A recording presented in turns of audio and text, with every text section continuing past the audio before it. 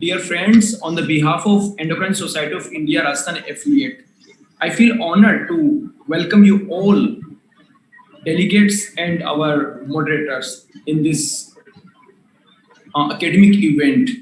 We know the situation of COVID is not so good in India, in our country, but still many of our speakers and our moderators have spared their time to enrich us with the knowledge. So thank you for that. Thank you for all. And I'm sure that after this event, you all will feel enriched with the knowledge, particularly in the field of geriatric endocrinology. As this our event will be focused on the geriatric endocrinology. We have our eminent speakers like Dr. Sanjay Kalra, Dr. Nitin Kapoor, Dr. A.J. Unikrishnan. So it's our, we can say, it's our fortune to listen them on this our READ platform. So now I'm handing over to our President-elect, Dr. Shailesh Lodha, to say something regarding this event.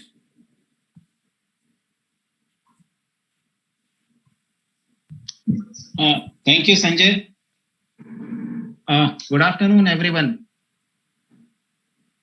In this pandemic, it is very difficult for all of us to spare time for such academic activities.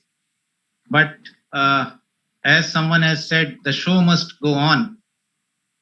And the show is going on. And I'm thankful to Dr. Sanjay for organizing this event solely. And that after, I'm sure after this program, few of listeners would adopt geriatric endocrinology as career. So far, we are mainly adult endocrinologists, very few are pediatric endocrinologists. And now I am seeing maybe in future we will have geriatric endocrinologists. So with this background, without wasting much time, I hand over the mic to Dr. S.K. Sharma and Dr. R.K. Sharma to take over.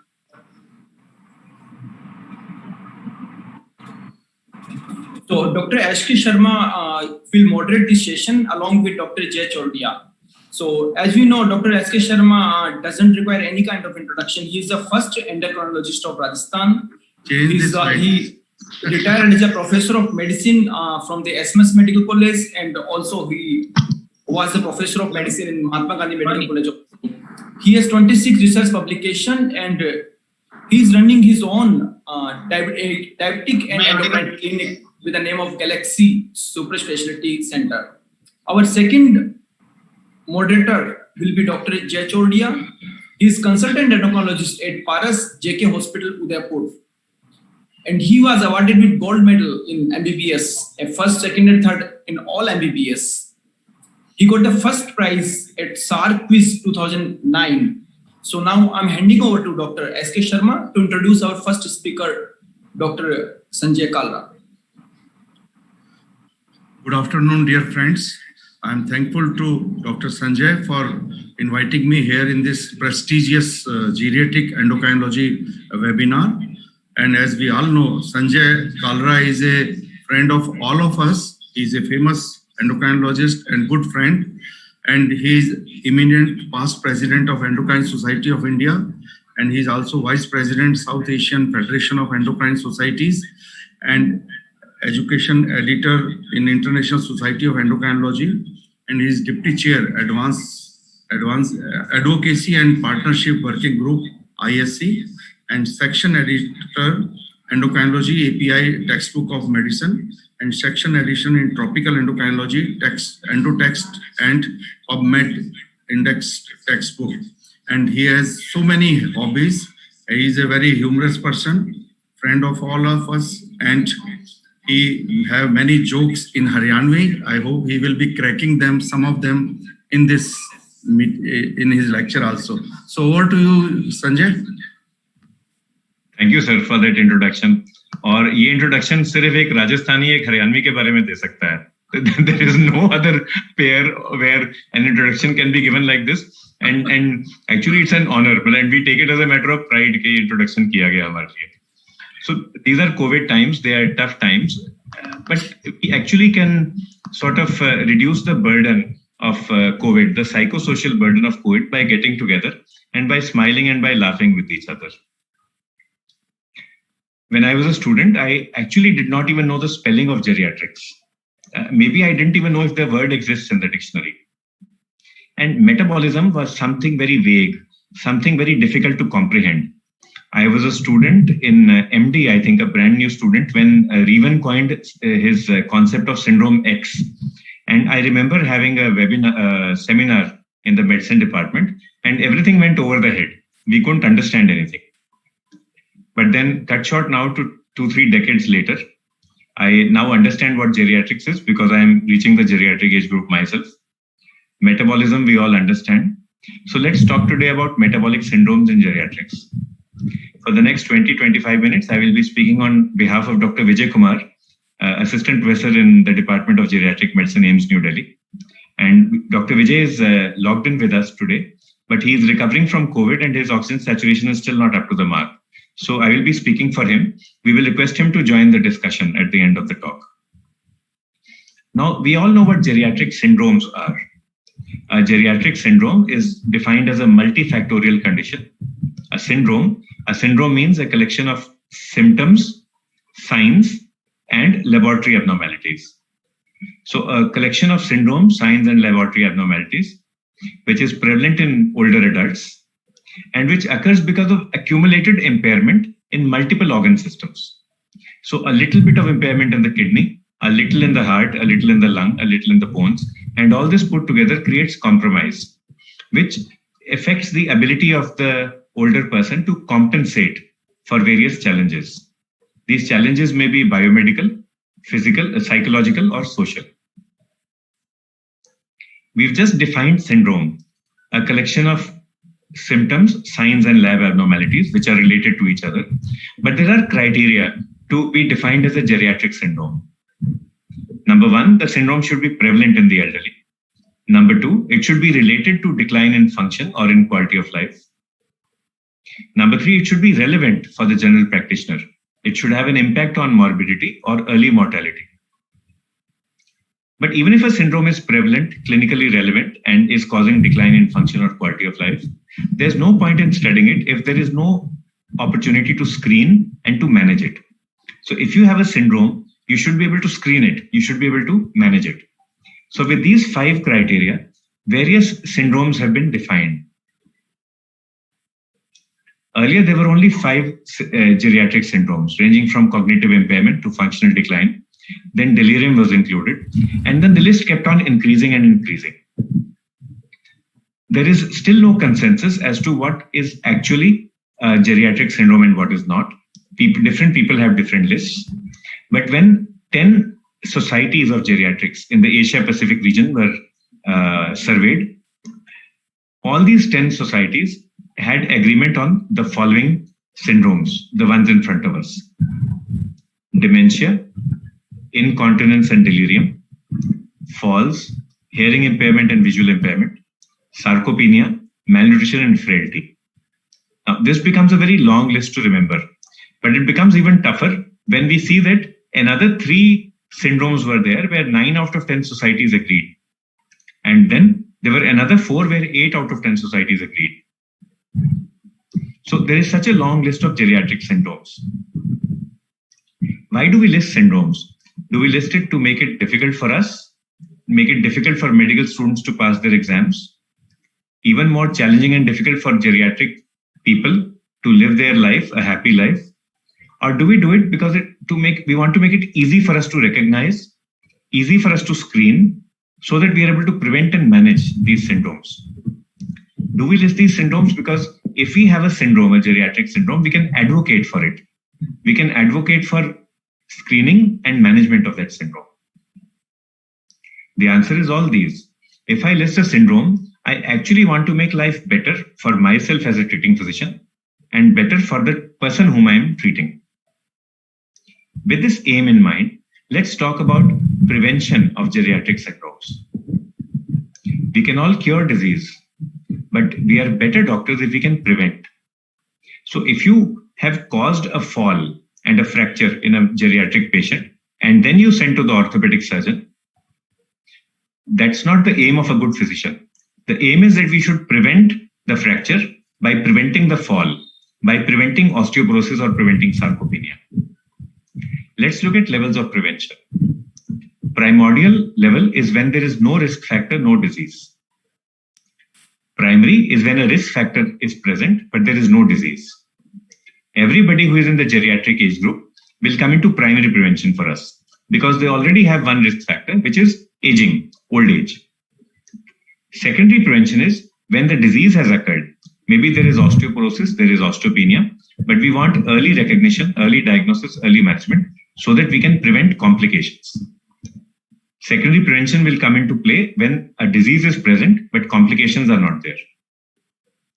If a complication occurs, like maybe the person with osteoporosis falls down, or a person with maybe dementia becomes severely dementic and signs on his or her checkbook without understanding what he or she is doing, then complications have occurred. Here, tertiary prevention comes into play. There are two more levels as well. We should all be aware of them as physicians. One is quaternary prevention. Quaternary prevention enjoins us to prevent over-diagnosis, over-investigations, over-labeling, and over-treatment of disease. This is especially important in COVID times. When you are suggesting a particular investigation or prescribing a particular medicine for your patient, do not overdo it. Follow simple rationale, follow good clinical sense. Then you will know whether actually you need to do an interleukin-6 in every patient, whether actually you need to do a D-dimer in everybody. And then you will also know whether you need to prescribe hospitalization or remdesivir to everyone. Quinary prevention is even more important. Quinary prevention requests us to prevent misinformation, fight misinformation on social media and in the OPD, and also promote correct information.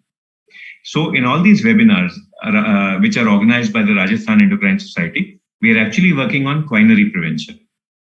We are trying to promote information, prevent misinformation.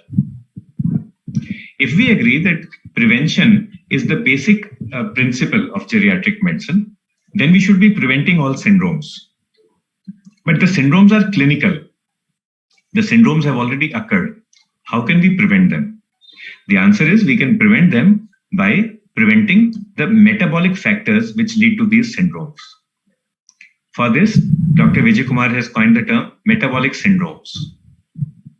Metabolism can be studied from a prism of macronutrients, micronutrients, and electrolytes.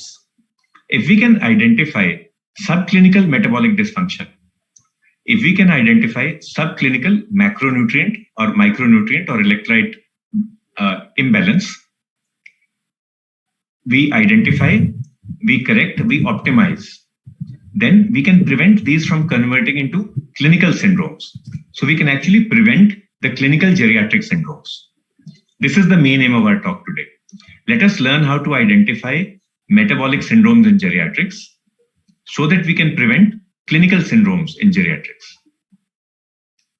We use the concept of macro and micronutrients. Let's take it forward. Some metabolic syndromes related to macronutrient sufficiency would be hypoglycemia, also hyperglycemia, hypoalbuminemia, hyperlipidemia, and then hypolipidemia. Though we need to do a lot of discussion on this. Endocrinologists, cardiologists, geriatricians need to work together to see actually whether there is a lower cutter of cholesterol below which we should not go for nerve function and brain function.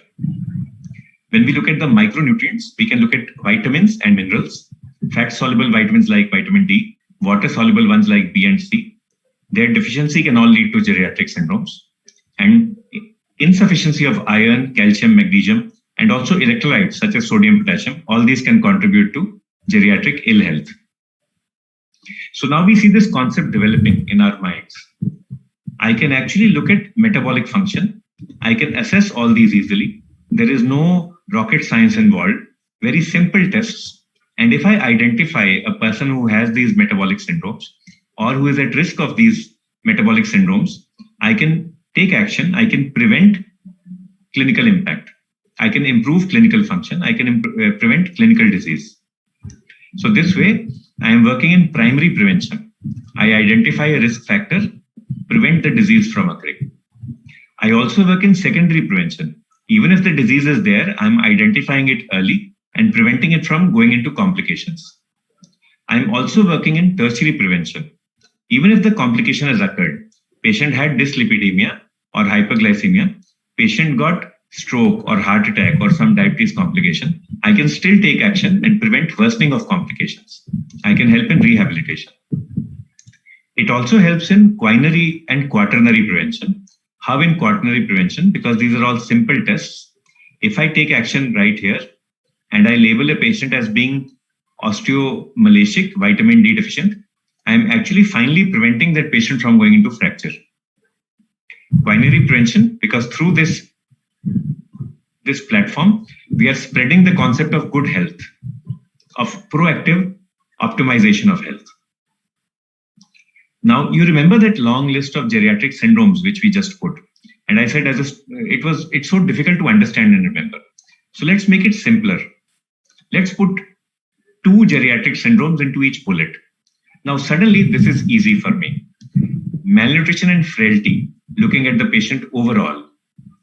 Starting from head to toe, I look at dementia and delirium. Then I come down to from the head, I come down to the face and I look at hearing and vision. Then I go down to the axial skeleton. I look at sarcopenia and falls, not only the skeleton, but also the muscular system along with it. Going down to the lower limbs, I see immobility and gait disturbance. And then separately, I see pressure ulcers and incontinence. So a head to toe planning.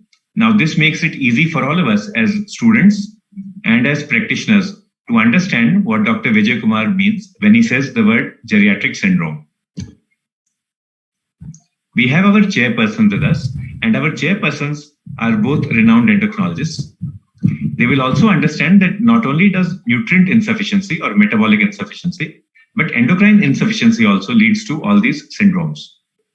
Malnutrition is seen in the endocrine OPD. We have many reasons for that, ranging from anorexia nervosa to celiac disease. We often see dementia in our clinics. Hearing and vision impairment are part and parcel of many endocrine diseases. Osteoporosis, sarcopenia, these all occur together. And many of our patients have gait disturbance and immobility. Urinary incontinence is commonly seen with many diseases, including menopause. So let's have an open discussion now. We've put into perspective the geriatric syndromes. We have this list in front of us. We've put into perspective metabolic syndromes and we've tried to classify them. All we have to do now is to get them together. Let's look at all the various geriatric syndromes.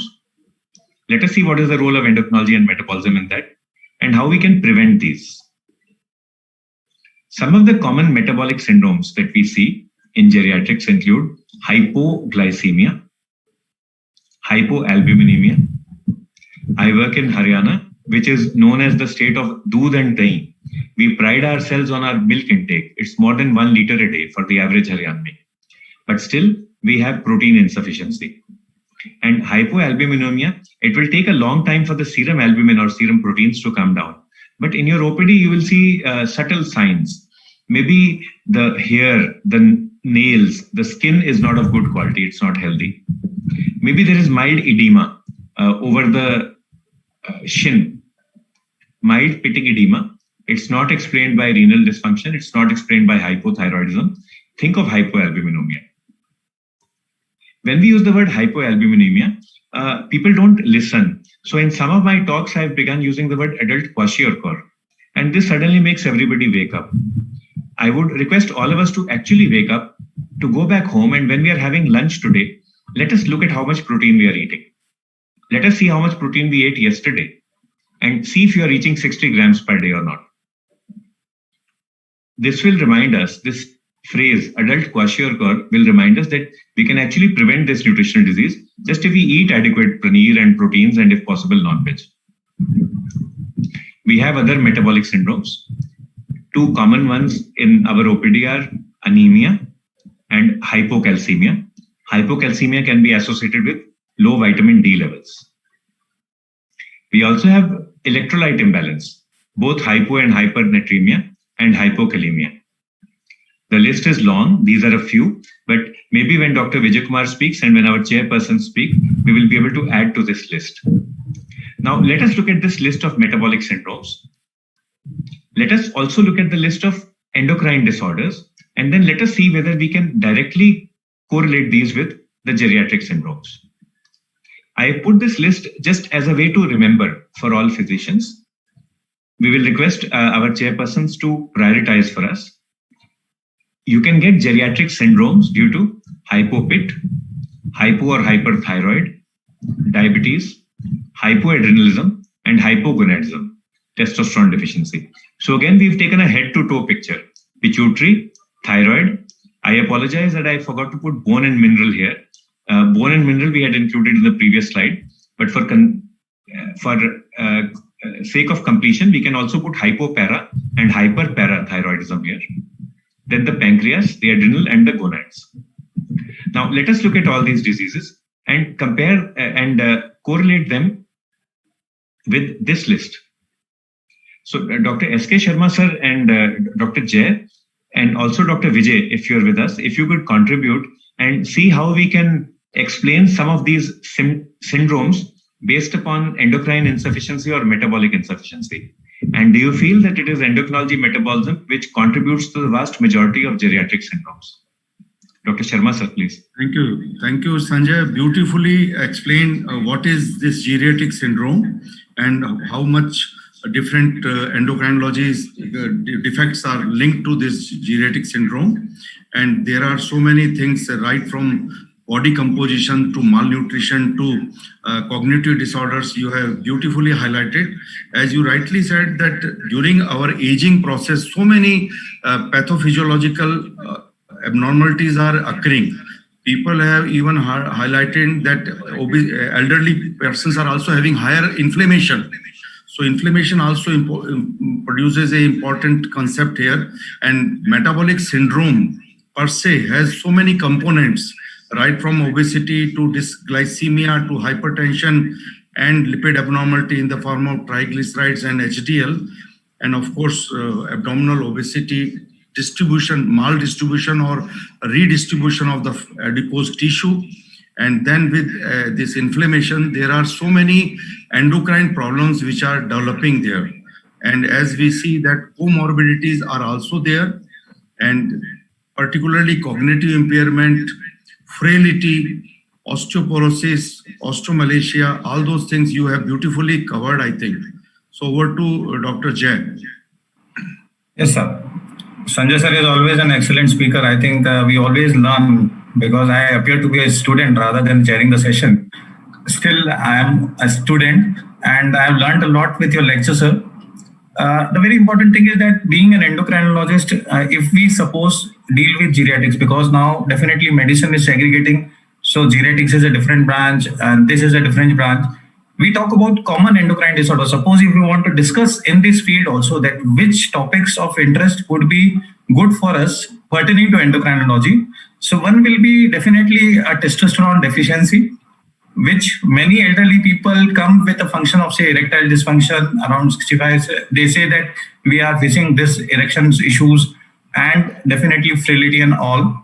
And other would be the presentation of apathetic thyrotoxicosis, which only presents in elderly with a single sign symptom, say lone AF or like that. So these appears to be more of a interesting topic. I think the audience who are listening to us might be more interested in knowing, because what we see in our day-to-day OPD is that geriatric persons come taking super doses of anabolic steroids like decadurabolin or Metadec, which is being over-the-counter used for just energy purposes. So we have to authenticate whether testosterone deficiency needs treatment at that particular age and whether this anabolic steroids would be good at that point of age to recover from frailty on.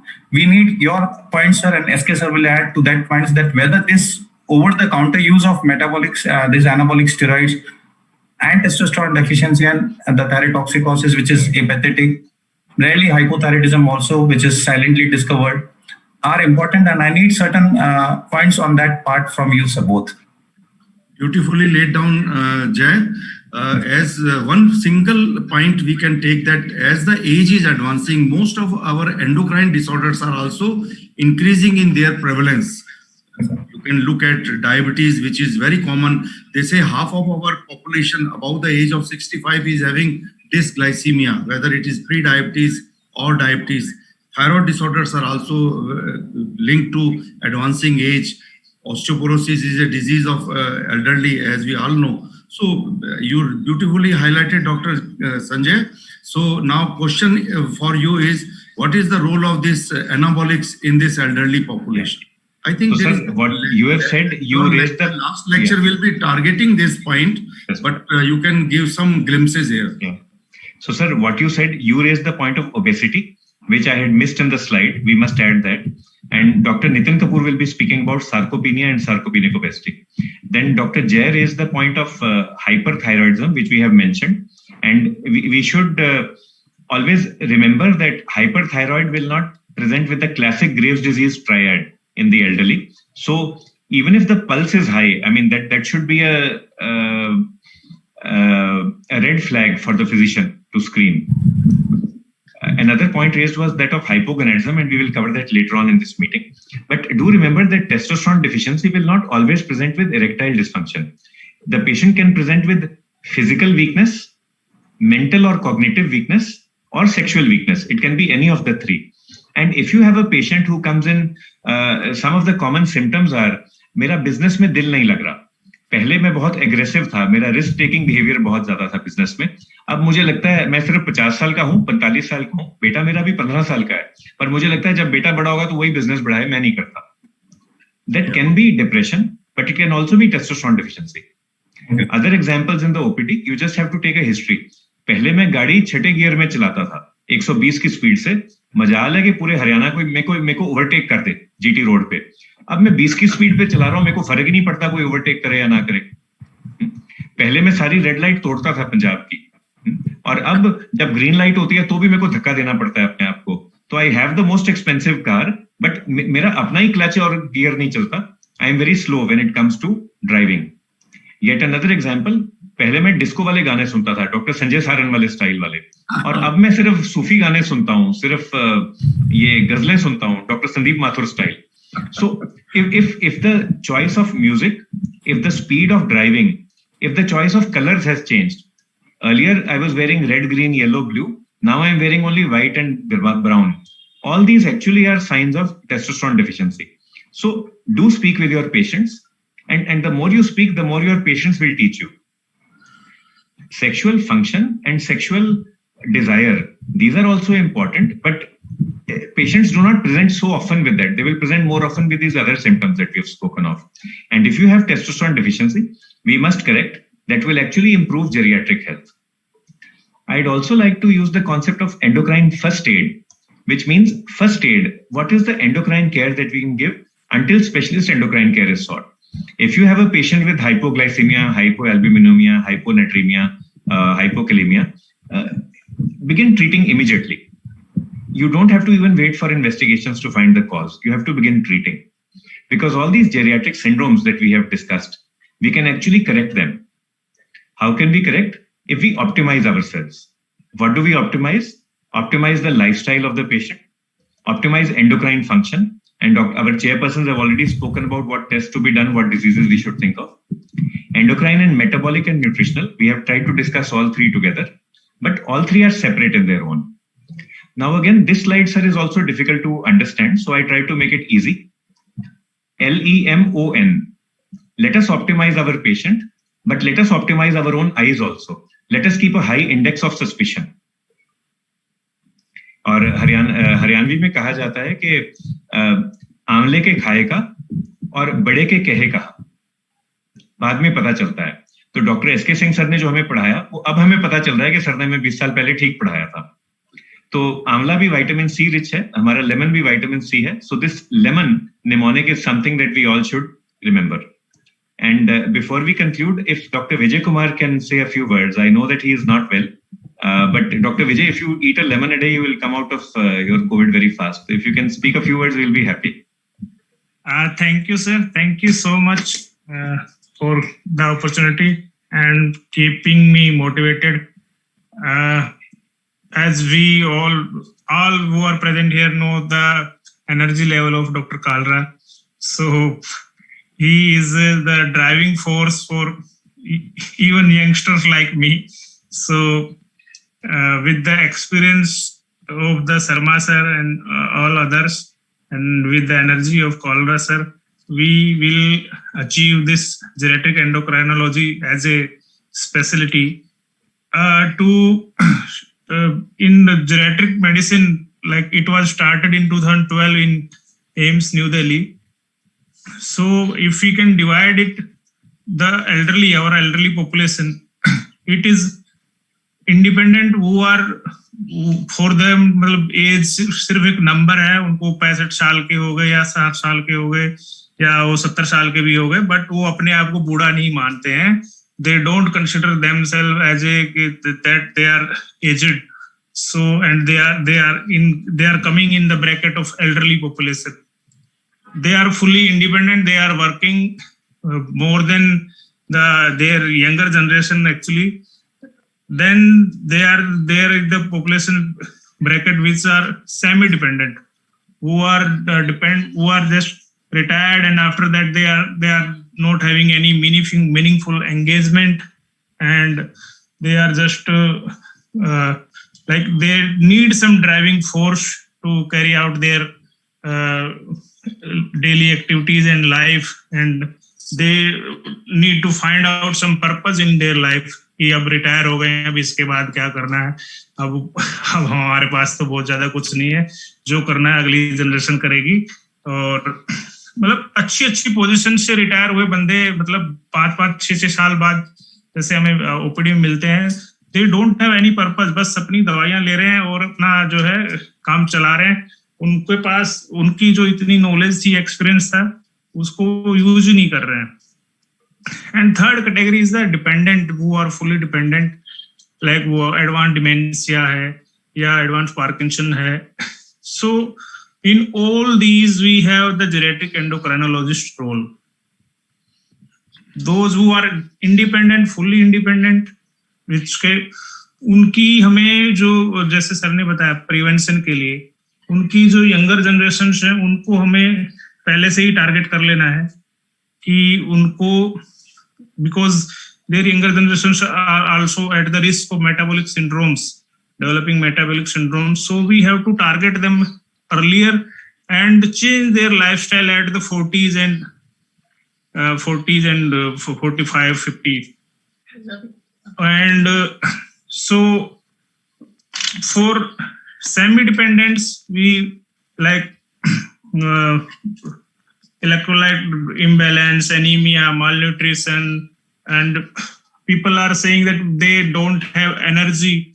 So we need to find out these sarcopenia. Other speakers will talk about these things. Sir उनको वैसे कोई कमी नहीं दिख रही है, वो सब कुछ खा भी रहे हैं, पी भी रहे हैं, सब कुछ कर भी रहे हैं, but they are not feeling energised. और उनको कोई वैसा डिप्रेशन भी नहीं है कि मतलब उनको आप एक टैबलेट देके ठीक कर देंगे. तो we need to intervene with physiotherapy, diet and counselling. So there are these things. Most importantly, meaningful engagement is the main part of intervention. We should intervene. We should talk to our patient. जैसे doctor Kalra ने बताया कि मतलब आप जब तक उनसे बात नहीं करेंगे, उनकी सिर्फ टैबलेट लिखने से उनका इलाज नहीं होगा. तो जेरेटिक्स में और जेरेटिक्स एंडोक्राइनोलॉजी में that is the more important. और उसके जो टारगेट लेवल्स हैं वो हमें अचीव करने हैं. उसके लिए we have to be individualised कि इसके जो हम टारगेट इनको शुगर का दे रहे हैं, जो इनको हम टारगेट्स इनके लिए सेट कर रहे हैं, will they be able to achieve. क्या उनके घर में कोई इंसुलिन वो देने वाला है कि नहीं है, जो उनके साइड इफेक्ट्स हैं उनको मैनेज करने वाला है कि नहीं है. तो these things are more important in the geriatric population age groups. Thank you, sir. Thank you so much. And Thank you, Dr. Vijay. You have beautifully laid down the things. First of all, I will say that from Endocrine Society of Rajasthan, we hope that you will be recovering very fast and you will be joining the team to fight this COVID also.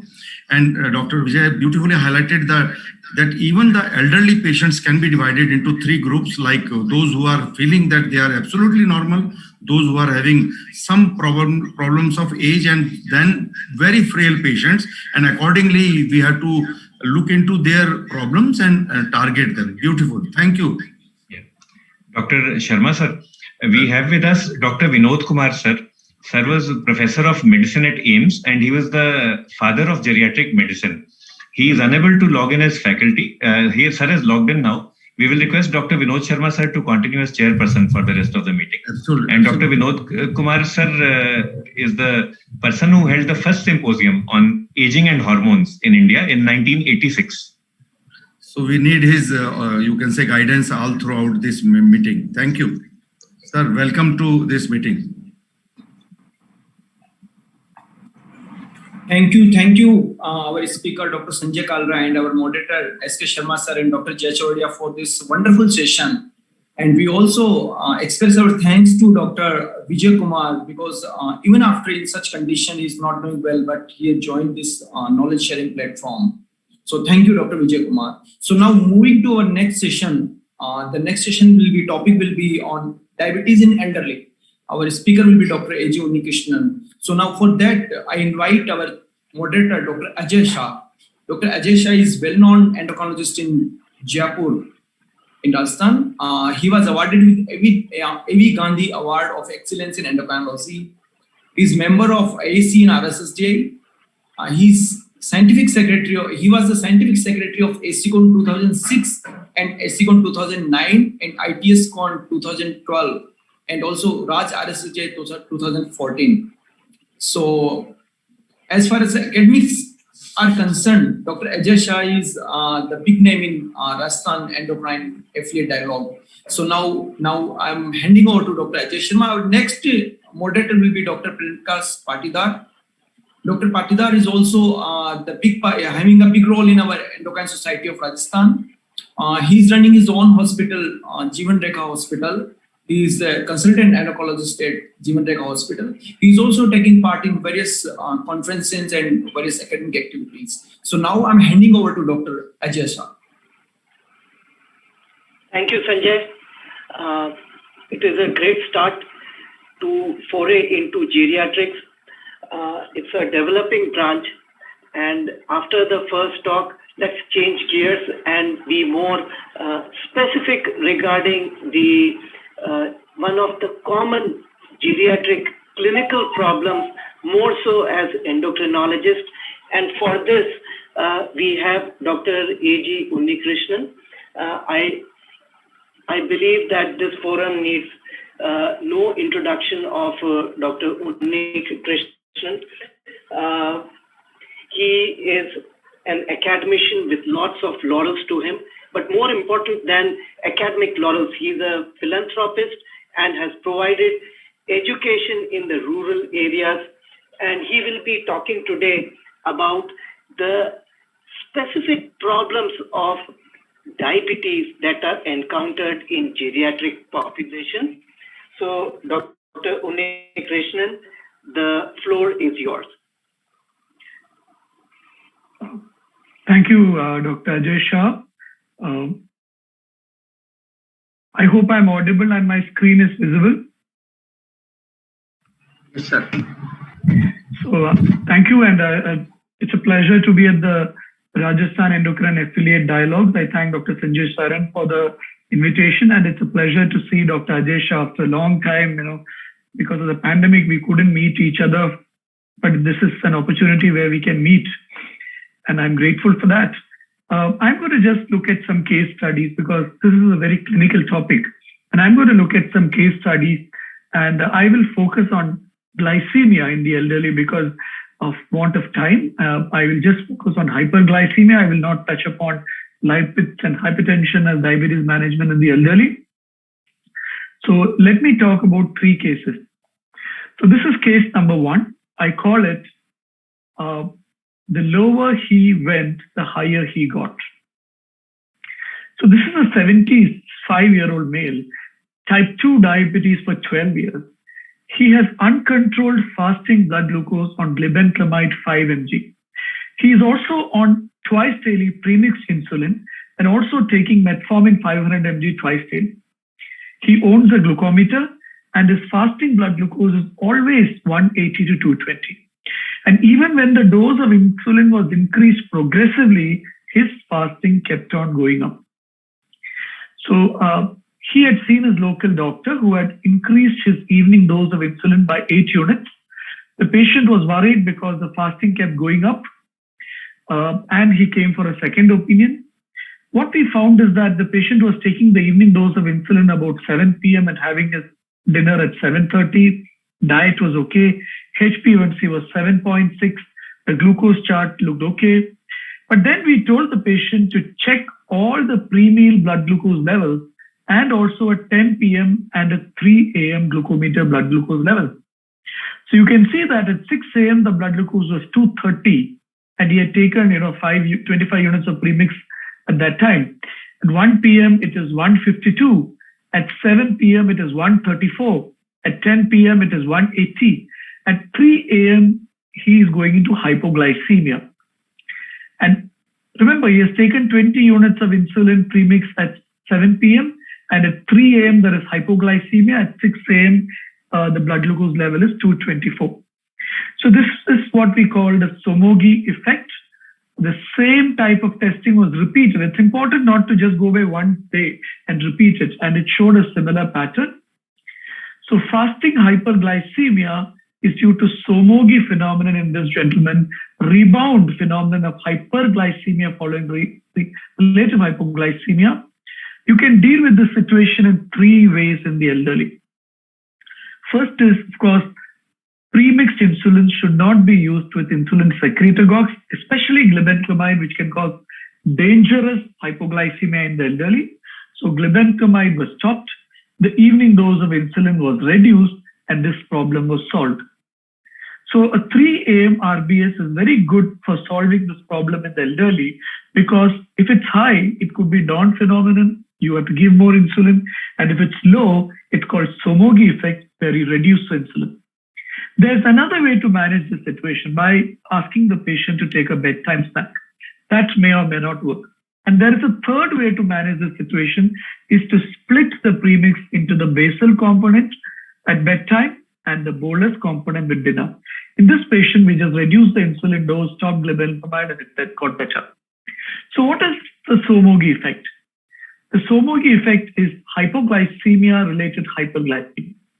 Whenever there is hypoglycemia, there is a release of counter-regulatory hormones.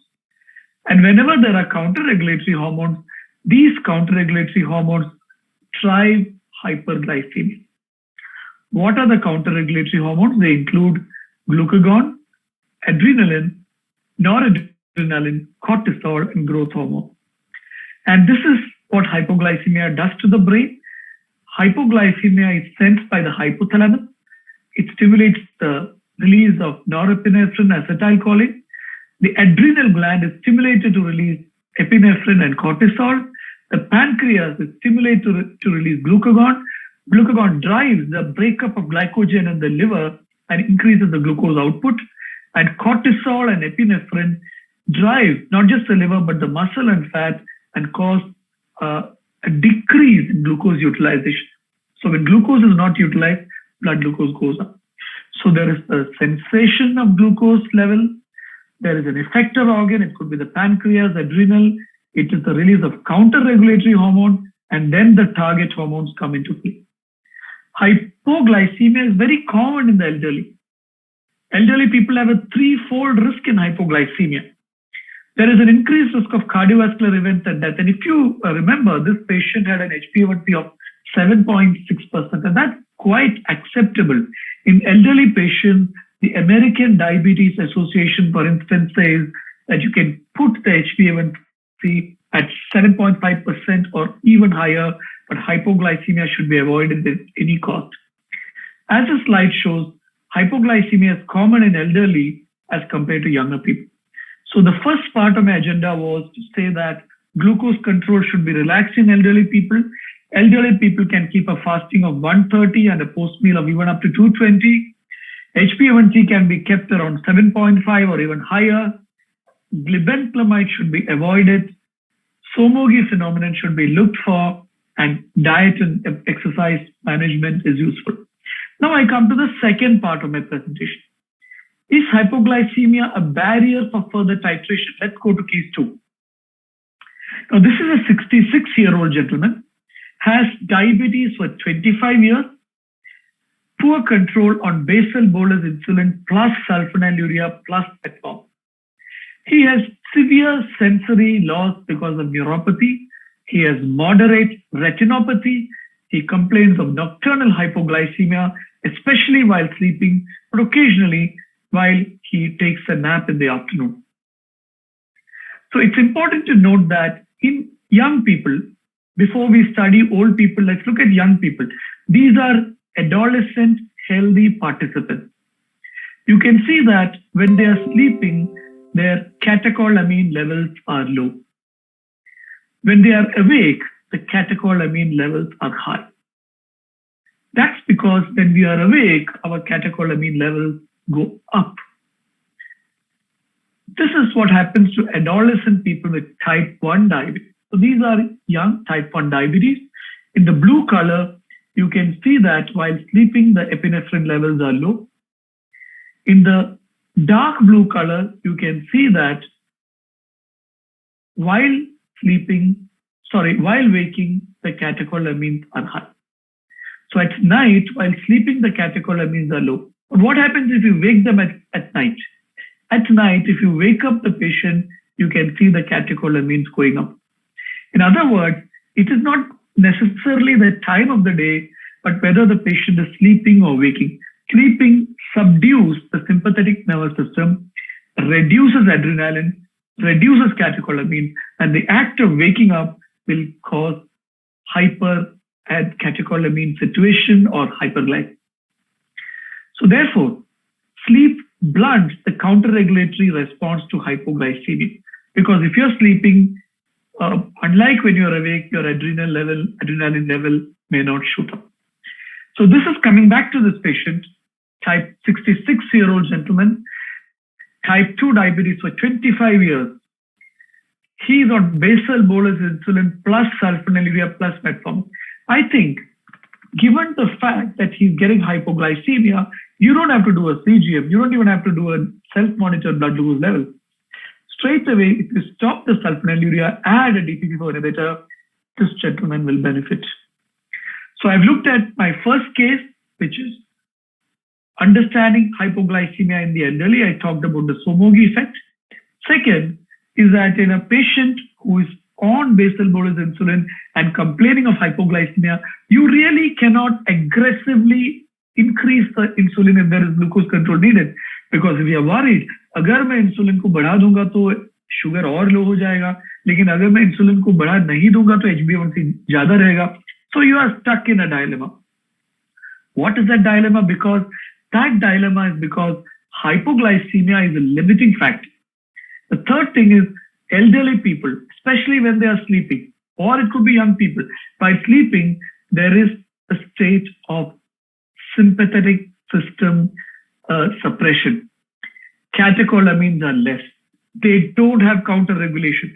So nocturnal hypoglycemia can be particularly troubling and distressing for elderly people.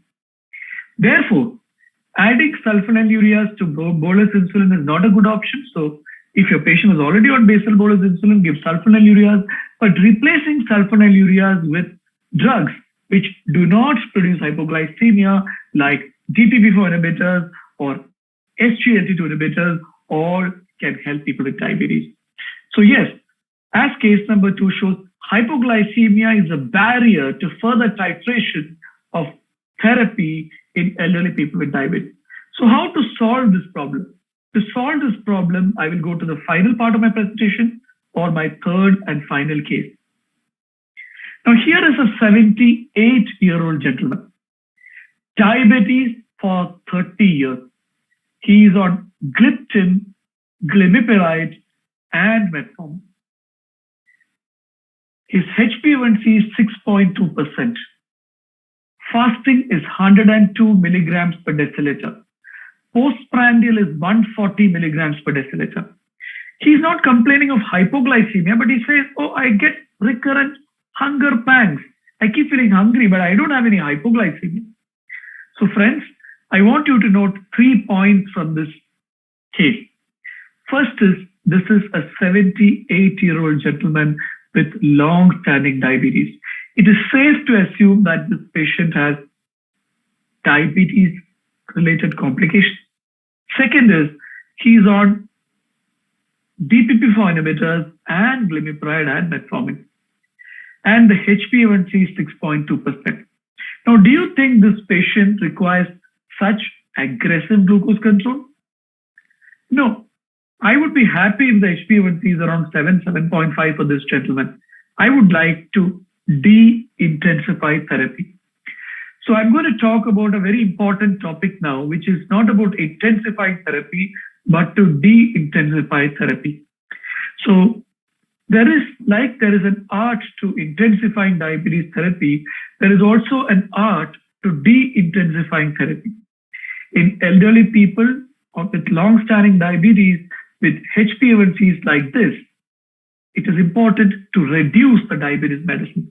Particularly so because this gentleman does not complain of hypoglycemia, but is complaining of recurrent hunger pangs. And why is that? We know that elderly people are at risk of hypoglycemia unawareness, which means that they may get hypoglycemia, but they may not be aware of their own hypoglycemia. Second, this gentleman has diabetes for 30 years, which means it's more than likely that he's got neuropathy. And if he's got neuropathy, he's likely to have autonomic neuropathy. And people with autonomic neuropathy are particularly prone for hypoglycemia unawareness. So this seems like a little case, but I've tried to pull out a lot of clinically important aspects of this case worth discussing. So friends, hypoglycemia unawareness affects 20% of type 1 diabetes and about 10% of type 2 diabetes.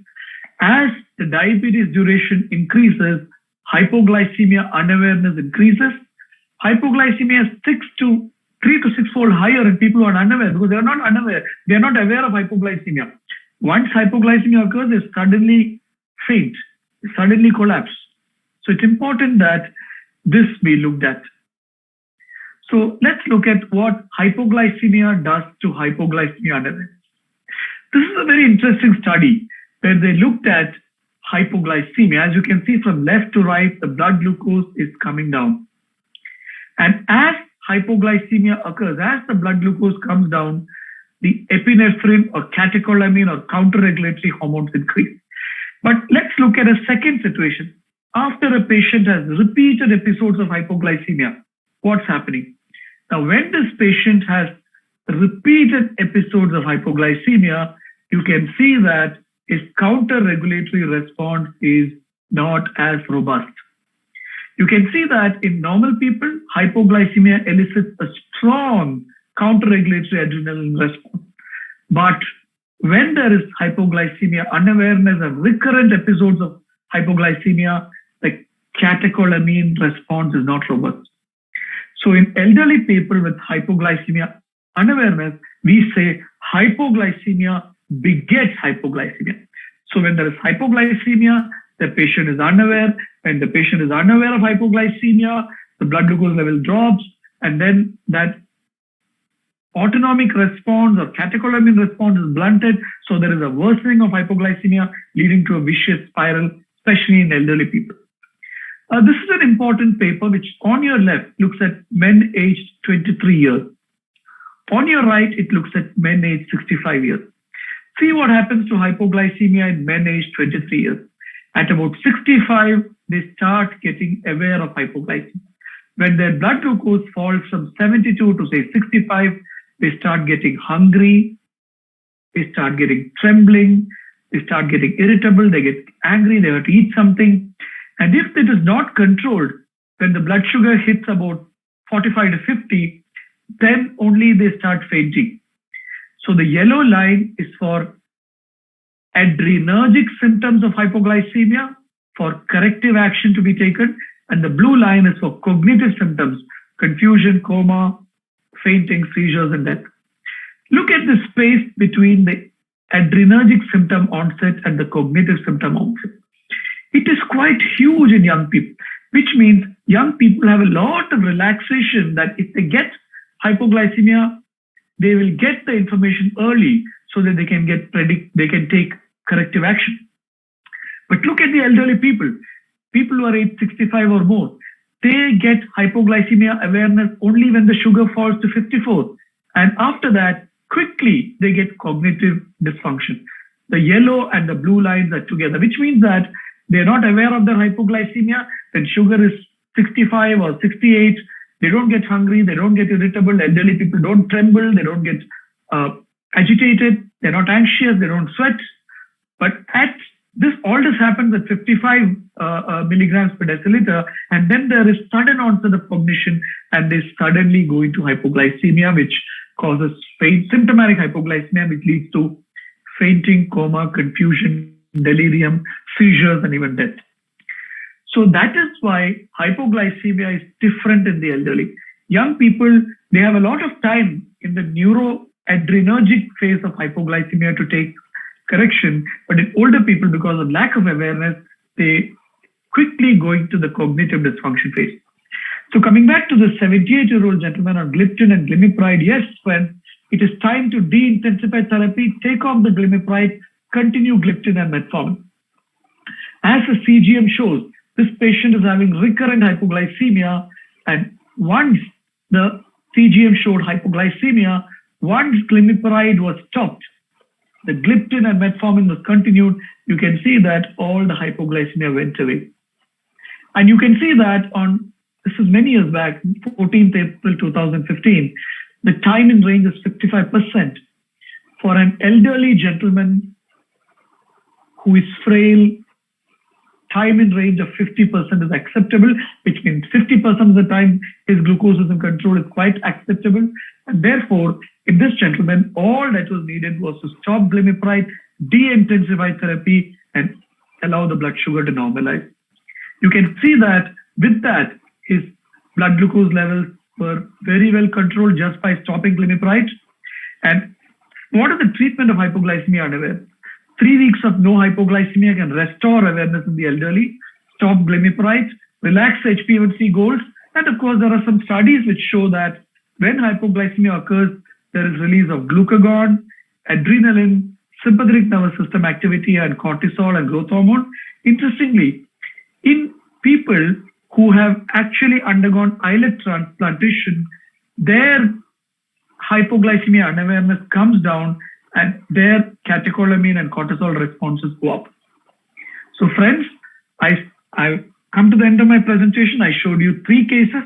In the first case, I showed you that nocturnal hypoglycemia can lead to rebound hyperglycemia, and nocturnal hypoglycemia dangerous in the elderly. In my second and third case, I showed you, number 1, that de-intensifying therapy is important in the elderly. Allowing HbA1c of 7.5 is okay in the elderly. Gliptins and drugs which do not produce hypoglycemia are safe. Drugs like glimepiride, which produce hypoglycemia, or glibenclamide, which produce hypoglycemia, you can use it. I also prescribe glimepiride in elderly. Use it with caution. And the problem of hypoglycemia unawareness, old people will not tell you that they are having hypoglycemia. They may be unaware. So you may need to ask them to monitor frequently and de-intensify therapy in older people. Of course, these are some of the cases and these are some of my experiences, and treatment should be individualized. And maybe you as the audience will have a different take on these questions, and you may have better ways to manage these cases, and I'm open to that.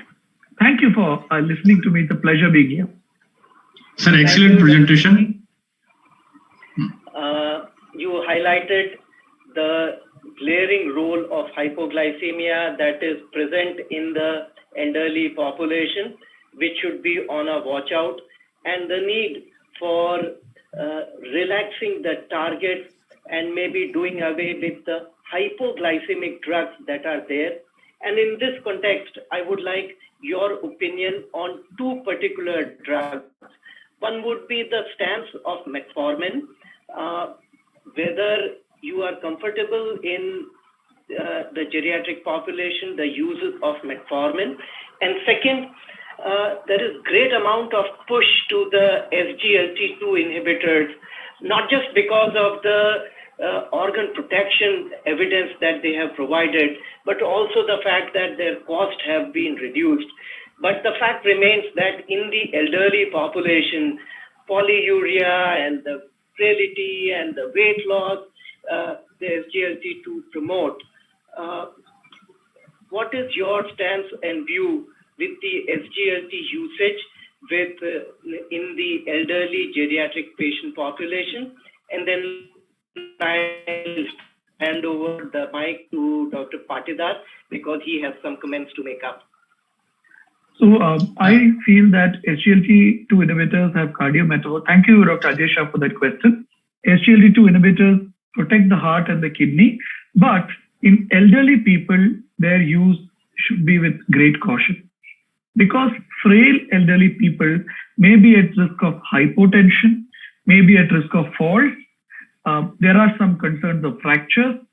Women who are postmenopausal may be at risk of urogenital infection.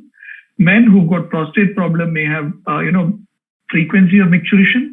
So because of all these things, it is, I won't say don't use them, but I'd say use them with caution where the benefit is more than the risk.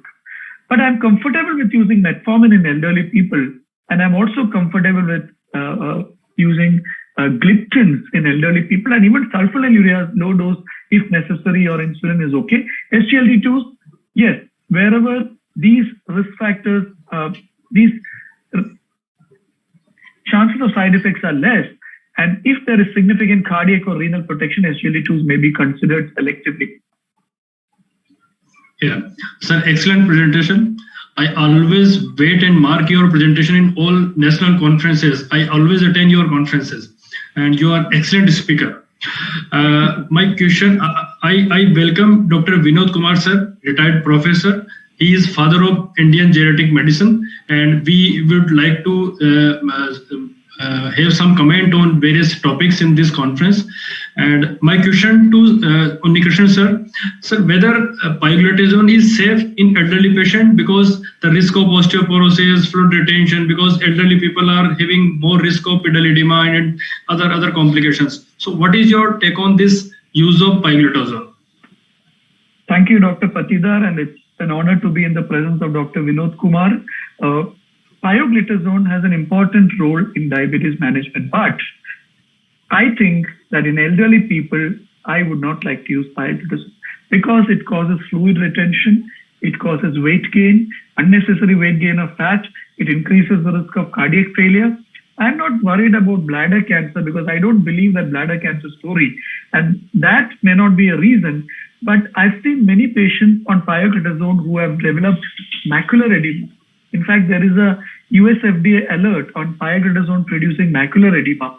Because of all these issues, I think that we will be able to manage diabetes without pioglitazone in the majority of patients. Where that is the only drug to be used and there is no other drug, you can use it. I have used it in young, lean people with type 2 diabetes where I do not anticipate problems. But over the years, I've been using it less and less. But thank you for that question. Yeah, I have one question. Sandeep Mathur here. Patidar? Yes, sir, please. Yes, sir, please go ahead. In my opinion, in female, I avoid pioglitazone because of the risk of osteoporosis. Other factors are definitely there. With 15 milligram dose, weight gain is not much, but the risk of osteoporosis is really concerned with elderly women. Number two, in my opinion, ripaglinide is a very good option as far as sulfonylurea is concerned in your elderly patient because most of them have also borderline nephropathy, atypical diabetic nephropathy, and risk of hypoglycemia, fracture, and all the things are there. So I think ripaglinide is a good option, and one can consider in place of other sulfonylureas. What are your opinion? Yeah, completely agree. I mean, pioglitazone, to add to that list, is reduction in bone density and risk of fractures because of the changes in the bone. So as I said, there is no compelling need to control diabetes with pioglitazone right now, and we can manage without it. So repaglinide, I completely agree. It's a good short-acting postprandial glucose control drug which works as an insulin secretagogue. I feel that we should use it more and more. In fact, I have also used the repaglinide combination with say voglibose, and it controls the postprandial very well. And I think these are drugs which I think we have not been using them as much as we should, and time to remember these classic drugs. Yeah. Thank you. Thank you for the opportunity to participate in this discussion. Yeah, fortunately, we have our father of geriatrics, Dr. Vinod Kumar with us. He's retired professor of medicine in Department of Medicine, AIIMS, New Delhi. So we would like to share his knowledge regarding the diabetes in geriatrics. Sir, please unmute yourself. Okay, can you hear me now? Yes, sir. Okay. Well, thank you for calling me father of geriatric. Actually, I no longer enjoy this position. I have been relegated to the position of grandfather now. So, so my knowledge amongst your elite people, it is nothing in front of you. But I would like to just say that just a very brief comment on Dr. Unikrishnan's paper. He has very brilliantly highlighted the limitations, what we should keep in mind while treating elderly diabetics. I would just add one more thing, that there are people who are very old, who are more than 80. There is quite a big incidence among these people about mild cognitive impairment. And some people even have dementia. And these people are not able to self-manage their diabetes. And therefore, they should always be prescribed medicines which are simplified in regimens, which they can easily manage themselves. That is one important thing. And I think these patients sometimes go to an extent that a caregiver has to manage their diabetes. So that is one thing. And another thing he has already said about frailty. I think for that matter, SGLT2 inhibitor or any other drug which is a weight reducing drug should not be given to the patients who have frailty, because if they further lose weight, they will go downhill the course. That is about this diabetes paper. With regard to general comment, I would like to say that endocrinology is a very greatly cross-cutting discipline of geriatrics. Actually, I was about more than 40 years before, I was professor and head of endocrinology also at PGI Chandigarh. So I don't know how I got into geriatrics, but my passion became geriatrics. And I would like to say that although heart attacks, blood pressure, and so many other things are quite common in elderly people, but endocrinology is the most highly cutting across discipline, because the diseases in endocrinology like diabetes, like osteoporosis, like mild cognitive impairment in very old age, they are extremely common with any other compared to any other disease. So I think when we see our patients in old age, we find a lot of endocrine problems. Apathetic thyrotoxicosis has been mentioned, very rightly so. And I would also like to make one last point, is that we should not treat the elderly people as a single bundle. You see, the elderly people after the age of 80, that is super senior citizens, they are a different lot from the clinical care point of view compared to the people between 60 and 75 or 60 and 80. Many of them are physically fit also. But people who are above the age of 80, apart from diseases like depression and dementia and cognitive impairment and osteoporosis, vulnerable to fractures and so on, I am of the opinion that people above the age of 80, some of the diseases start plateauing in them. They no longer have that much of prevalence of diabetes. I was trying to look into the literature. There are very few surveys which are covering the people above the age of 80. But there are certain studies which say that diabetes starts plateauing there. Hypertension starts plateauing there. Heart attacks are not that common. Cancers also start plateauing there. So there are different sets of diseases which start occurring in super aging society. And even if those common diseases occurring after the age of 80, they have to be managed differently. but you have all been so nicely elaborating. So these are my just general comments on that. And thank you very much for giving me this time. Hardly anybody gives me any time these days. Thank you so much. Thank you, sir. Yes. Vinod sir, can I ask you one question, sir? I am Dr. Yes, sir. Sandeep Mathur. Yes. I was your student in AIMS. I was doing my DM in 93-94. Okay. At that time, we used to consult you many patients, opinion Yes. regarding internal medicine problem. Yes. Sir, I have one question to you. Many elderly people, when there is a borderline cognitive impairment, we see multiple lacunar infarctions. Yes. They are quite common. Yes. Sir, I look into literature. Is there an association between the lacunar infarction and metabolic syndrome? What is your opinion on that point? Because I asked my neurology colleagues to look into it. Okay. You see, lacunar infarcts are generally secondary to the vascular dementia. They are associated with vascular dementia. Yeah. They are not because of Alzheimer's. And this vascular dementia is not because of just one single episode of stroke. There are multiple small ischemic strokes going on in the white matter, and these lacunar infarcts, when they spread out in lot of the part of the brain, the demented activities start, and they become first mild cognitive impairment and then become dementia. So this is a stage of lacunar infarct, and because lacunar infarct have the greatest origin in the vascular disease, so the associated diseases like metabolic syndrome, hypertension, dyslipidemia, diabetes, they are all associated with this. But as far as the Alzheimer's disease is concerned, the lacunar infarct do not have a direct relation with Alzheimer's. No Thank big you. deal. Thank you very much, sir. Thanks. Thank you, Dr. Unni. Thank you, Dr. Ajay Shah, sir. Thank you, Dr. Prem Patidar, for this wonderful session. Now we are moving to our next session. So that is Thank you. sarcopenia and sarcopenic obesity. So for this session, our moderator is Dr. Sandeep Mathur, sir. He is professor and head of the Department of Endocrinology, SMS Medical College, Jaipur. He is doing various papers on, particularly on the molecular endocrinology on his name. He is working on molecular endocrinology. He is few of only endocrinologists in India who are working on the molecular endocrinology. So now, next our moderator is Dr. Madhukar Mittal. He is professor of endocrinology in Department of Endocrinology, All India Institute of Medical Sciences at Jodhpur. He is having a special interest in osteoporosis, metabolic bone disease, reproductive endocrinology, and national. He is having various publications in national and international journals.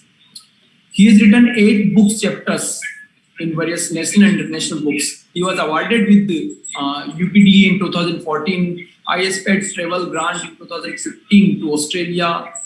He was executive member of UPRSSD in 2016 and fellow of Diabetes India in 2017. So without delaying, I'm handing over to Dr. Sandeep Mathur sir to introduce our next speaker, Dr. Nitin Kapoor. Thank you, Sanjay, and my pleasure to chair this session because sarcopenia, if Nitin is listening me, is something challenging because I work on adipose tissue. I started working on adipose tissue and muscle simultaneously, but I'm afraid I could not find much in the muscle excepting sarcopenia term in the literature. Definitely sarcopenia is there, but in metabolic syndrome, molecular investigation, sarcopenia is really a challenging subject because imaging are sometimes misguiding. Anyway, with this very interesting subject, I hope I will learn a lot of things from Nitin. Nitin is actually Professor Endocrinology, Department Endocrinology and Diabetes, Christian Medical College, CMC Vellore. Dr. Nitin Kapoor completed his DM and postdoctoral fellowship in endocrinology at CMC Vellore. He is PhD research on clinical genetic indicators of obesity from University of Melbourne, Australia. He has been conferred with the prestigious A.R. Seth Gold Medal by the Endocrine Society of India, Investigator Award by Sri Lankan Endocrine Society, Melbourne Research Scholarship, MGR University Gold Medal in Endocrinology. I think so. Gandhi Award. I think any award we heard in our life, I think Nitin, you earned them. So very, very, rich CV, and I am sure we are going to have very, very enlightening lecture from you, Nitin. And so over to Nitin. Thank you very much, sir, for that very kind introduction. Thank you, Dr. Saran, for this invitation. Thank you, Sanjay Kalra, sir, for also inviting me here to this session. So over the next, say, 20 minutes or so, I shall take you through this topic of sarcopenia and sarcopenic obesity. And how I would address this topic in the next 20 minutes would be by answering 3 questions. We are going to see the what, the why, and the how. So these are the 3 questions that I would ask. We would see what is sarcopenia. We'll try and look at the concept of sarcopenia and sarcopenic obesity, the definition, the prevalence in countries outside India, within India. We'll also look at why is it important for us as clinicians to learn about it, to know about this entity and how we imbibe it in our clinical practice, understanding its pathophysiology, the relevance and the medical complications associated with it. And the last and the most important thing, once we have recognized this in our patient, how do we manage it with the role of diet, exercise, and medications? So starting right away with the first question, that is, what is sarcopenia and what is sarcopenic obesity? And starting with a brief introduction on geriatric endocrinology. And I think it was very well covered in the first 2 lectures, and great privilege to be here speaking in front of Dr. Vinod Kumar. And we know that globally, the aging population is increasing. They call it the gray wave or the gray dawn, and India is no less. We know the life expectancy in India has been increasing steadily. And even though the average life expectancy by several statistics would be in the late 60s, but we must know that many states in India have a really good life expectancy as high as up to 75, 79. And therefore, if there is a good amount of aging population in our society, it is an onus on us as medical professionals to also understand and treat diseases of the elderly. Now, there's several diseases that were talked about, several metabolic syndromes that Dr. Kalra had covered in the beginning. One important thing that as we grow older also increases is obesity.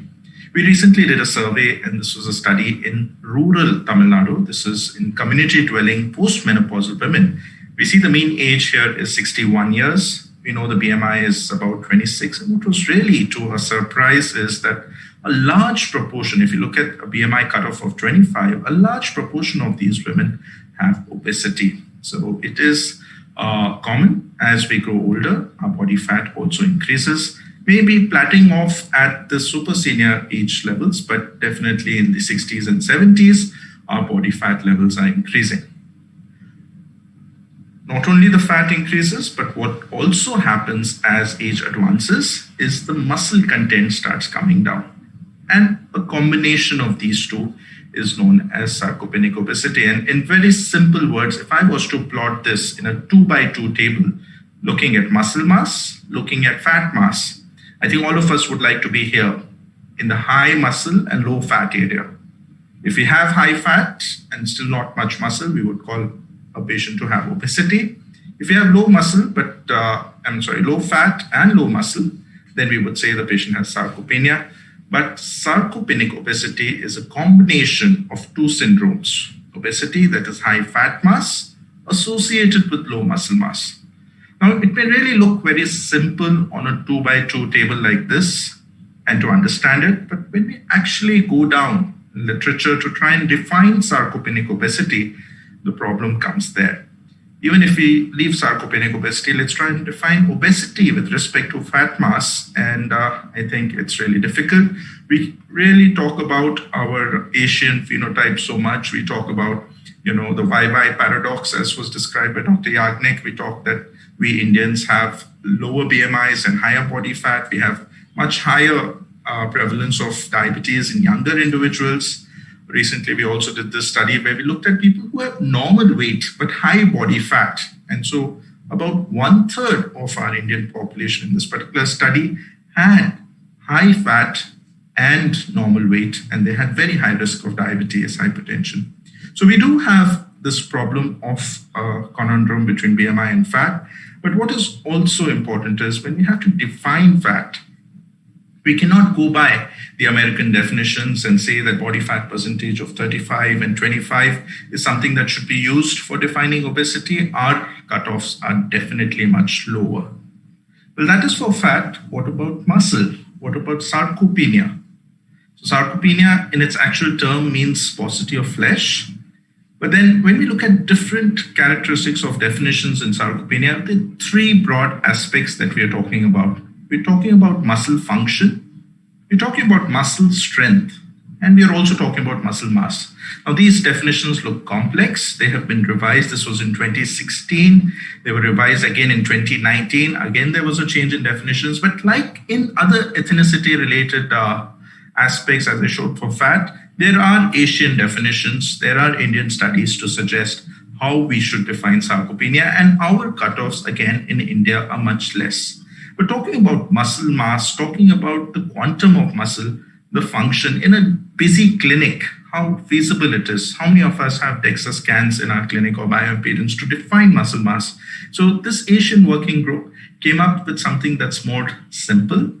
They talked about looking at screening of sarcopenia and using very simple measures like using calf circumference.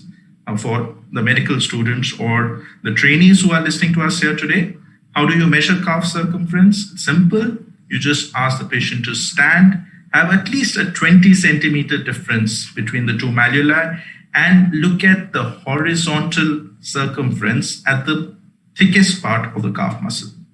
And that circumference normally should be defined as should be more than 34 or 33 in men and women. And therefore, if this is found to be less, that is an indication that the patient may have sarcopenia. This is one simple way in our clinic how we can diagnose or screen for sarcopenia. And the other one is even a more simple way. The SARC-F questionnaire is a simple questionnaire. It just has about 5 questions. We get a score of 10. We're not very sensitive, but it's very specific. And therefore, just having this simple SARC-F questionnaire can help us define or screen patients with sarcopenia. Well, if we have the calf circumference or this questionnaire in detail, then the Asian group would suggest to confirm the diagnosis using muscle strength. What we use is a dynamometer. We at CMC Vellore also do it only for research. We don't do it on routine basis, but something like a 6-meter walk test. Physical performance is something that you can do. And if you have the facility of assessing the muscle mass through either a DEXA or a bioelectrical impedance, that can also be done. What has really come out as most of the literature tells us that out of the 3 things, what is most important in sarcopenia is actually physical performance. Because if low physical performance is found out, that means that the patient is having severe sarcopenia. And this is something that we can easily measure. So cutting a long story short, here we're talking of the disease entity of sarcopenic obesity. And when we again go back to literature to see how they've defined it, yes, there are different definitions. The problem is not only with the different cutoffs of definitions, but also in the way that different machines have been used. Some have used DEXA, some have used bioimpedance, some have used clinical measures. And therefore, there is a huge heterogeneity when we talk of the prevalence of sarcopenic obesity. When we look at different literature, it ranges from as low as 3% to as going up to 12%, looking at different definitions among different age groups. There are studies in India. We recently were looking at motor neuron disease in the elderly, the mean age was 61. But we looked at controls here in this population and we found that about 1/6 of the healthy population, they did not have any other comorbidities, had sarcopenia. So this is something that is really prevalent in our society. So this concludes my first question. We understood that sarcopenia is something to do with high fat and low muscle. We looked at the different definitions and the complex definitions that are available. Something simple that we can use in the clinic is just to measure the calf circumference and to use a SARC-F questionnaire. And we know that the prevalence, even in the elderly Indian population, is high. It's about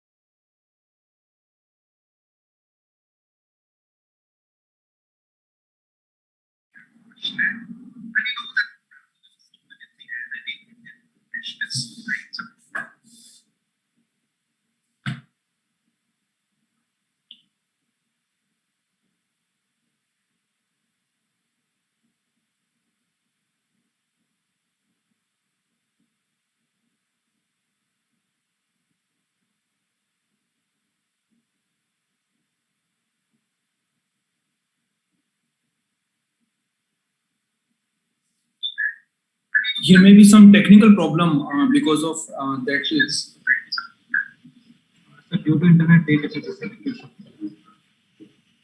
I think Nitin is back now. Yeah, I'm sorry. I think the network went away. Share my screen.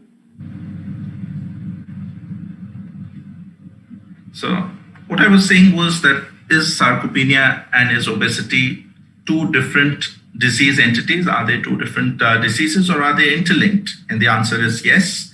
It is a vicious cycle. When you look at obesity, we know obesity leads to increased amount of fat, not only in the viscera and other places, but including even in the muscle.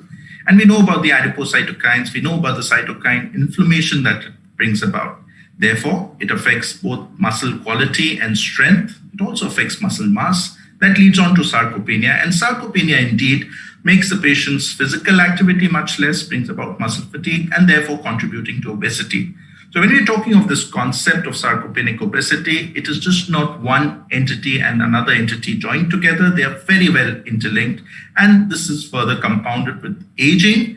And with aging, we have different kinds of hormones that play a very important role, whether it is the role of IGF-1, whether it's the role of sex hormones or the adipocytokines, all together bring about sarcopenic obesity. But again, why as clinicians should we be very, very worried about it? I'm not going to take you through these detailed hormonal flow diagrams, but what really worries us as clinicians is when we look at data like this. This is a study which was done in about 4,500 individuals, followed up for a period of 11 years, mean age around 60 years. And when we look at the mortality, because sarcopenia association with obesity and with sarcopenic obesity, we see that the mortality is much higher in individuals with sarcopenic obesity. It's not only the mortality, if you're looking at frailty, if you're looking at disability, if you're looking at admissions. This is another study, again, 1,700 patients followed up for a period of 5 years. You look at the odds for admission, odds for frailty, odds for disability, definitely much higher in people with sarcopenic obesity, much higher as when compared to people when they have only sarcopenia or only obesity. Not only this, for us as endocrinologists, we feel it's important to handle metabolic syndrome. The odds of metabolic syndrome is again 8 times higher in people with sarcopenic obesity as compared to only 2 times in people with alone sarcopenia. Not only this, we talk about the triad of osteoporosis, arthritis, and muscle. And both arthritis and this paper from Dr. Peter Ebling's group in Australia also tells us about the risk of osteoporosis, the risk of fragility fractures in people with sarcopenic obesity. So indeed, several medical problems are associated with sarcopenic obesity. And it's not only just the physical problems, we also look at the mental health issues, the depression. The odds of depression in this particular study, 3,800 participants followed up for a period of 6 years. We see the odds ratio of 1.79 for new onset depression in people with sarcopenic obesity. So there are multiple factors which are associated, which culminate ultimately to cause a premature mortality. And that's why it's important for us as clinicians to recognize this in our busy OPD when we are dealing with elderly patients. So we've covered about the concept, the definition. We know it's common in the Indian setting. We understood the several dimensions with respect to sarcopenic obesity, right from mortality to frailty to metabolic syndrome to arthritis to depression. But what do we do once that we have diagnosed a patient or suspect a patient to have sarcopenic obesity? And it's a 3-pronged approach. What has been suggested is the role of physical activity, the role of diet, and the role of drugs. Let's look at each one of them. Let's look at exercise. What's the role of exercise and the evidence to support that? Yes, this is a study from a Japanese cohort where they're looking at the combination of both resistant and aerobic exercises. So several studies have been done looking at individual things, but it is the resistance and aerobic combined together called as concurrent exercise, which is shown to improve the muscle mass and overall the sarcopenic obesity outcomes. This particular study, it did show that it improved. What are the exercises that we can recommend in clinical practice? What has been studied? Simple chair exercises, asking to do repeated exercises of toes, heels, knees. We can tell all our patients to do that. And it just needs to be started slow, 1 set to 3 sets of 10 squats. In the West, they've also been using band exercises. I know that in some centers, they do prescribe that, hydraulic exercises if the patient has an excess. But it is not only important to just concentrate on resistant exercise. That's a myth that only resistant exercise is good for muscle. It's also important to concentrate on aerobic training. Again, it's not much. It's not the quantity. It's the regularity that counts more often. I think the most important thing, there's several mechanisms that they describe with respect to why exercise will change the muscles and how this adaptation happens. But if there was one important point in exercise that I have to mention, and that would be that it's not that we reach to resistance and aerobic exercises right at the beginning. It's a gradual process. It's a hierarchy. I think the first and the most important point in elderly is to try and just get their flexibility tested.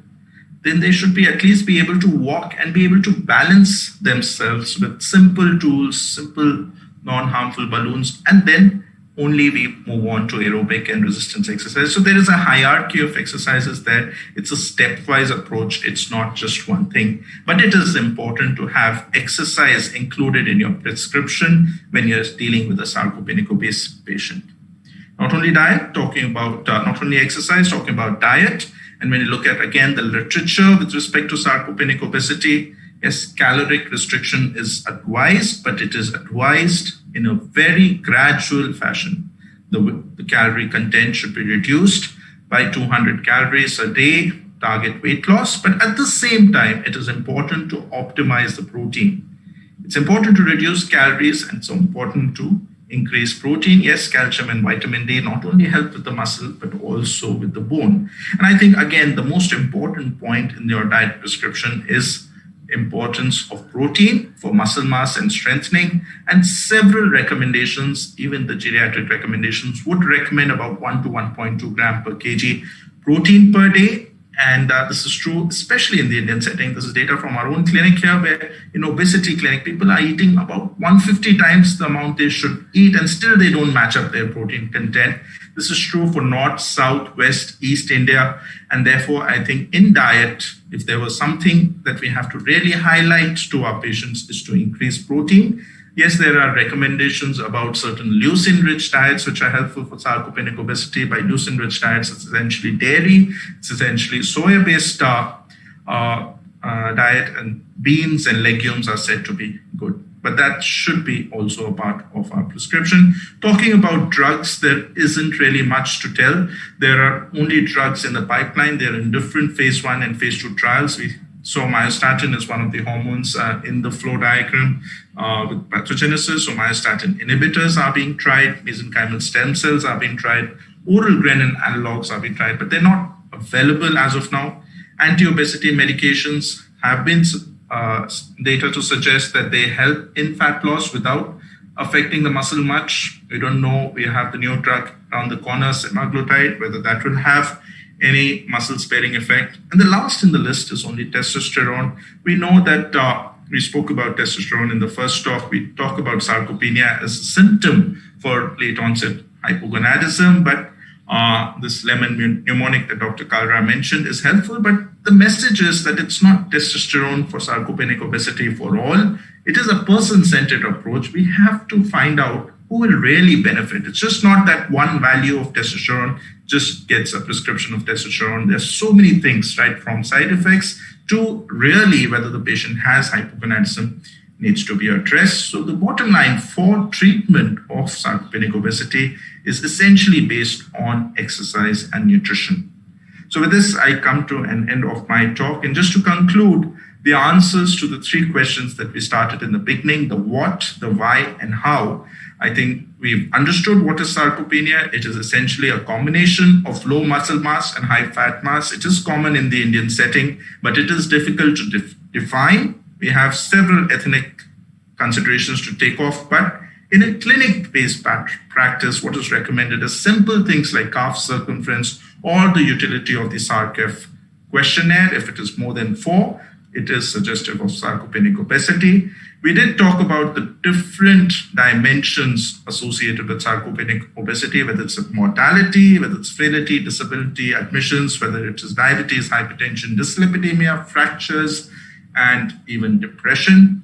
And when we talk of management, I think of the 3 things at this point, it's important to highlight at least 1 to 1.2 gram per kg protein per day. And it is important to have a combination of both aerobic as well as resistant exercises. But for the exercise, it's important to have a gradual step up. Let's stop here. I'll be happy to take questions. Thank you. Thank you, Nitin, for an excellent presentation. I'm audible? Yes, sir. Yes, sir. Yeah. Excellent presentation. You nicely covered every aspect of this subject. Before taking questions from other participants, can I have a few simple questions to you? Number 1, I try to measure muscle mass by DEXA. In many studies, I think I have data on more than 400 patients.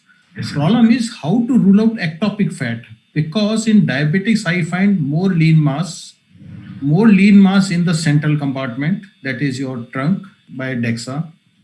And even lean mass correlates with HOMA-IR. More lean mass, more HOMA-IR. The problem with the arms is all 3 compartments were lesser in diabetics as compared to non-diabetics. So just want to some view from you, what could be the best objective assessment of muscle mass? I'm not talking about strength and capability, but mass itself. What is your opinion? I believe doing MR spectroscopy and DEXA simultaneously and carving out some parameter. That is one I have in mind, but I want your opinion on this point. Sure, sir. It's a very valid question, sir. This was a part of my PhD, so did work in great detail on that. And very rightly you said, sir, intramuscular fat is a big problem. Yes. Though it tells us very nicely fat by height square, lean mass by height square, but that doesn't correlate well. The other studies that we've done in Vellore using NMR spectroscopy and muscle biopsies to study intramyocellular fat. Very right, sir. NMR is the best way, but it is so expensive. We talk of the availability. So for research setting, yes, but for at least in the clinic-based practice, what we have seen through my PhD, at least so the measurement of visceral adipose tissue, that gives some idea in the DEXA, the VAT value, 200, 300, that will tell us some idea as to how much will be the ectopic fat even in the muscles. So we do take that also into consideration. Regarding ectopic, actually, we have done paper presented in Endocrine Society 21 only.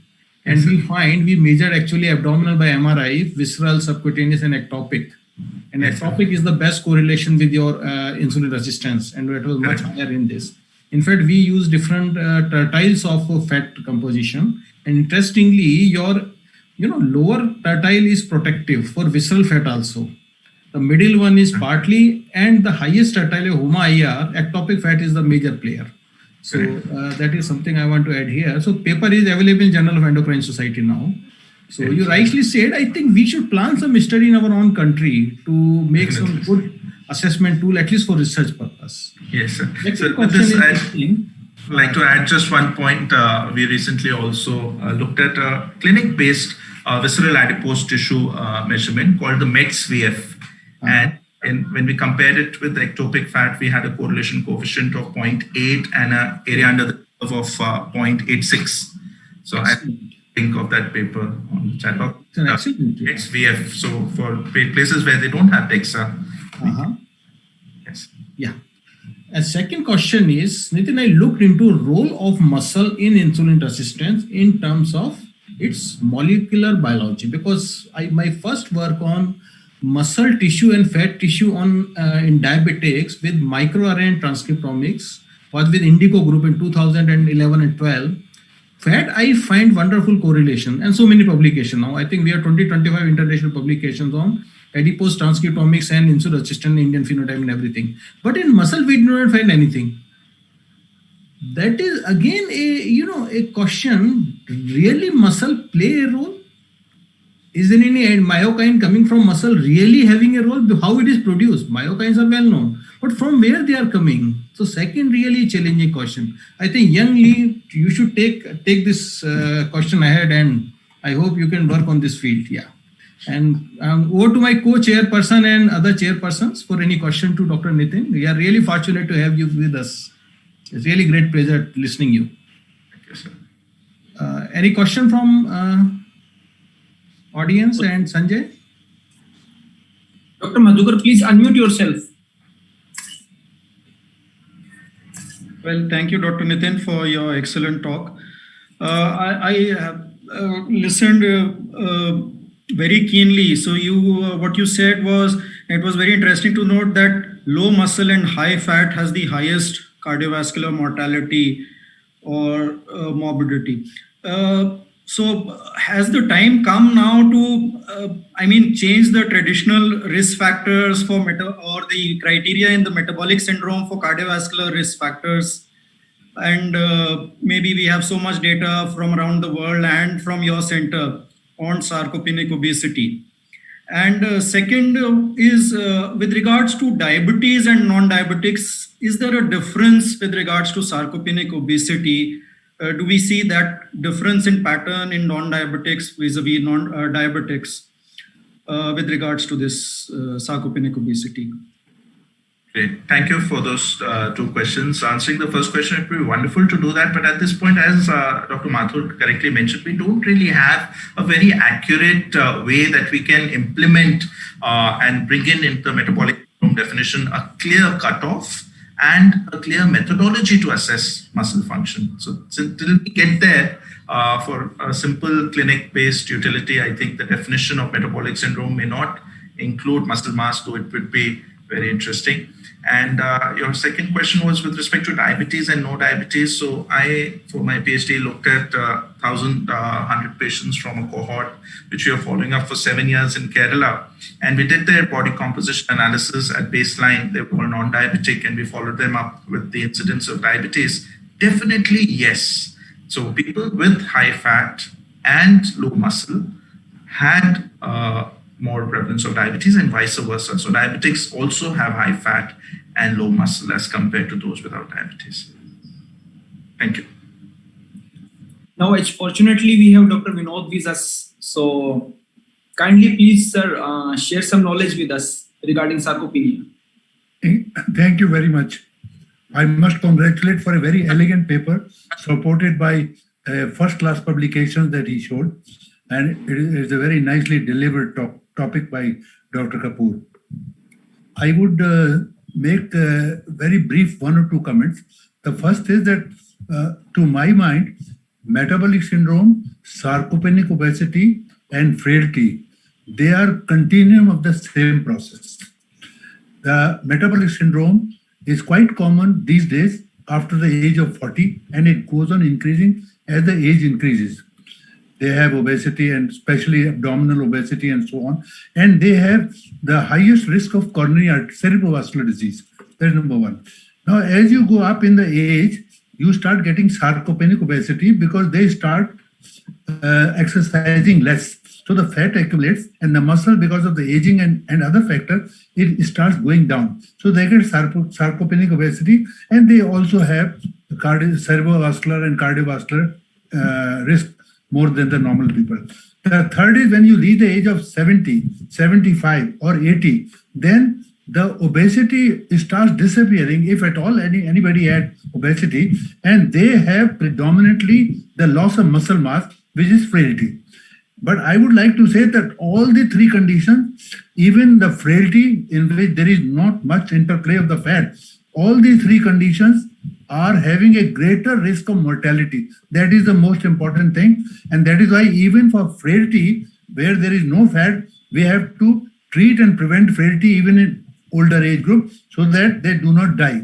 Many very old people, when they die at home, they stop walking around, they stop meeting the relatives, they become bedridden, they have difficulty in walking, their muscle strength is gone. They just stay indoor. Even before COVID time, they stay indoor, and one fine day they die away, so-called because of old age. Many of these people are frail. So that is one point I would like to say. Then Dr. Kapoor very elegantly mentioned about two longitudinal studies. One was about the Korean study, other was the English longitudinal study. I am happy to inform you that Ministry of Health has also undertaken a longitudinal study in India. That is called LASI. And this LASI is not simply a field study of questionnaires. It includes the biomarkers. And I think this study will also give us a lot of information about these morbidities which we have discussed today. And one thing that I would like to add here is that it is not simply a question of treatment. I think better late than never, we should start preventing them. And prevention is very important.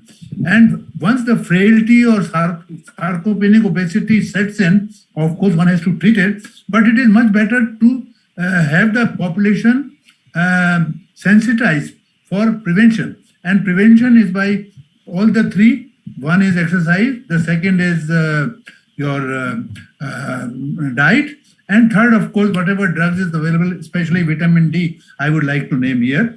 Not so much of androgens these days, they are of controversial value. And I think the last thing I would like to say that in our country, a lot of people are poor. They are eating ad libitum carbohydrates. They are not eating proteins. And because they cannot afford protein, so they are not eating protein. So by the age of these poor people, by the age they reach 60 or 65, they already become sarcopenic obesity, and some of them go to the frailty. So I think it is a time to sensitize them to take proteins. And we have done some data analysis. We have also submitted to the government. There are many proteins which are cheap proteins, which are very cost effective. Even a poor people can afford this. So they should be targeted as a group of population so that they do not land into high carbohydrate diet all their life and they become obese and also at the same time less of muscle. The last point that I would like to say that I have seen a couple of diabetic patients who by the age of 75 or 80, they suddenly start losing weight. Even non-diabetics suddenly start losing unexplained weight. And all kinds of investigations are ordered, whether they have an internal malignancy or anything like that. But ultimately, it turns out to be that they are losing muscle mass because of aging. And one of the factors in diabetes which increases this muscle mass loss is metformin. So if they are taking metformin dose should be adjusted. If necessary to be stopped, but it is a wonder drug, it cannot be stopped all the time, particularly if the kidney functions are well preserved. Why should it be stopped? But one should try and reduce the dose, and that will do the trick, and their weight loss by decreasing the metformin dose and by increasing the protein intake, that will do the trick as far as the muscle mass is concerned. So these are my comments. Thank you very much for giving me the opportunity. Thank you, sir. Thank you. Thank you, Dr. Nitin. Thank you, sir, for this wonderful session. Now we are moving to our final session, that is androgen use in midlife. Topic is very interesting. So again, speaker is also very interesting, Dr. Sanjay Kalra. For that, I would like to invite our moderator, Dr. Shailesh Lodha. Dr. Shailesh Lodha is Senior Consultant Endocrinologist of Eternal Hospital, Jaipur. He has written various popular books in Hindi in diabetes. And also he is having various papers, particularly papers of Wolfram syndrome on his own name. Now I invite to Dr. Shailesh. And the second of our moderator is Dr. Ankur Gehlot. He is my batchmate from Bikaner. So now Dr. Ankur Gehlot is Senior Consultant Endocrinologist at C.K. Bidla Hospital, Jaipur. He was ex-consultant and head of the Department of Diabetes and Endocrinology at Fortis Hospital, Jaipur, in between 2012 to 2017. He has got M. Channa Reddy Award for the best oral presentation in API Rajasthan 2007. So now over to Dr. Shailesh Lodha. Thank you. Thank you very much, Dr. Sanjay. As you all know, Sanjay is the brainchild behind this whole program. Am I audible? Yes, sir, you are audible. Okay. So this is the last presentation of this session. You all are familiar with Dr. Sanjay Kalra. He is known for his peculiar witty style of presentation, which would be repeated here this afternoon, I am sure. And he is going to talk on androgen use in midlife. He and all the chairpersons of today's session, most of them are in their midlife. So it would be helpful for all of us besides the audience. And Dr. Sanjay, I expect a lot of queries and questions at the end of your presentation, and I hope most of them will be quenched while you go through your presentation. So over to you for your presentation. And one more thing, actually the three topics which preceded Dr. Sanjay, the metabolic syndrome, diabetes, and sarcopenia, actually I realized that all of them can partly be addressed by androgen usage. So this is just a coincidence that Dr. Sanjay is going to address all these issues. Thank you, and over to you, Dr. Sanjay. Thank you, Dr. Sailesh. You are right, actually. The first three topics today were problem statements. Of course, there was treatment in diabetes, but it was more of problem statements when you talk of metabolic syndromes in geriatrics and when you talk of sarcopenia. But now in this talk, we have less of a problem statement and more of a solution statement. Of course, the problem is there, and the problem is male hypogonadism.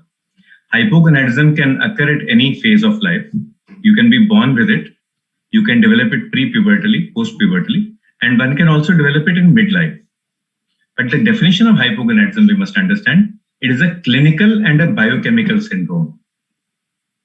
This is very important to understand. Let us look at the thyroid, for example. There are so many indications that we have for screening with TSH. Even newborns, we screen for congenital hypothyroidism. We don't wait for symptoms to come. In diabetes, in metabolic syndrome, we encourage regular screening for early diagnosis. Even asymptomatic people are screened. But when it comes to hypogonadism, male hypogonadism, the screening is done only if there is a clinical complaint. So it is clinical which comes first, followed by biochemical. And our senior chairpersons will agree this is one aspect of medicine, one aspect of geriatrics, one aspect of geriatric endocrinology, where clinical acumen comes to the fore. Male hypogonadism is common, and the prevalence of androgen deficiency increases with age. Depending upon what kind of study was done and where it was done, you have different results. But an Indian study has shown that nearly 1/5 to 1/2 of all men above the age of 40 are hypogonadal. So it is quite common. Classically, we study two types of male hypogonadism.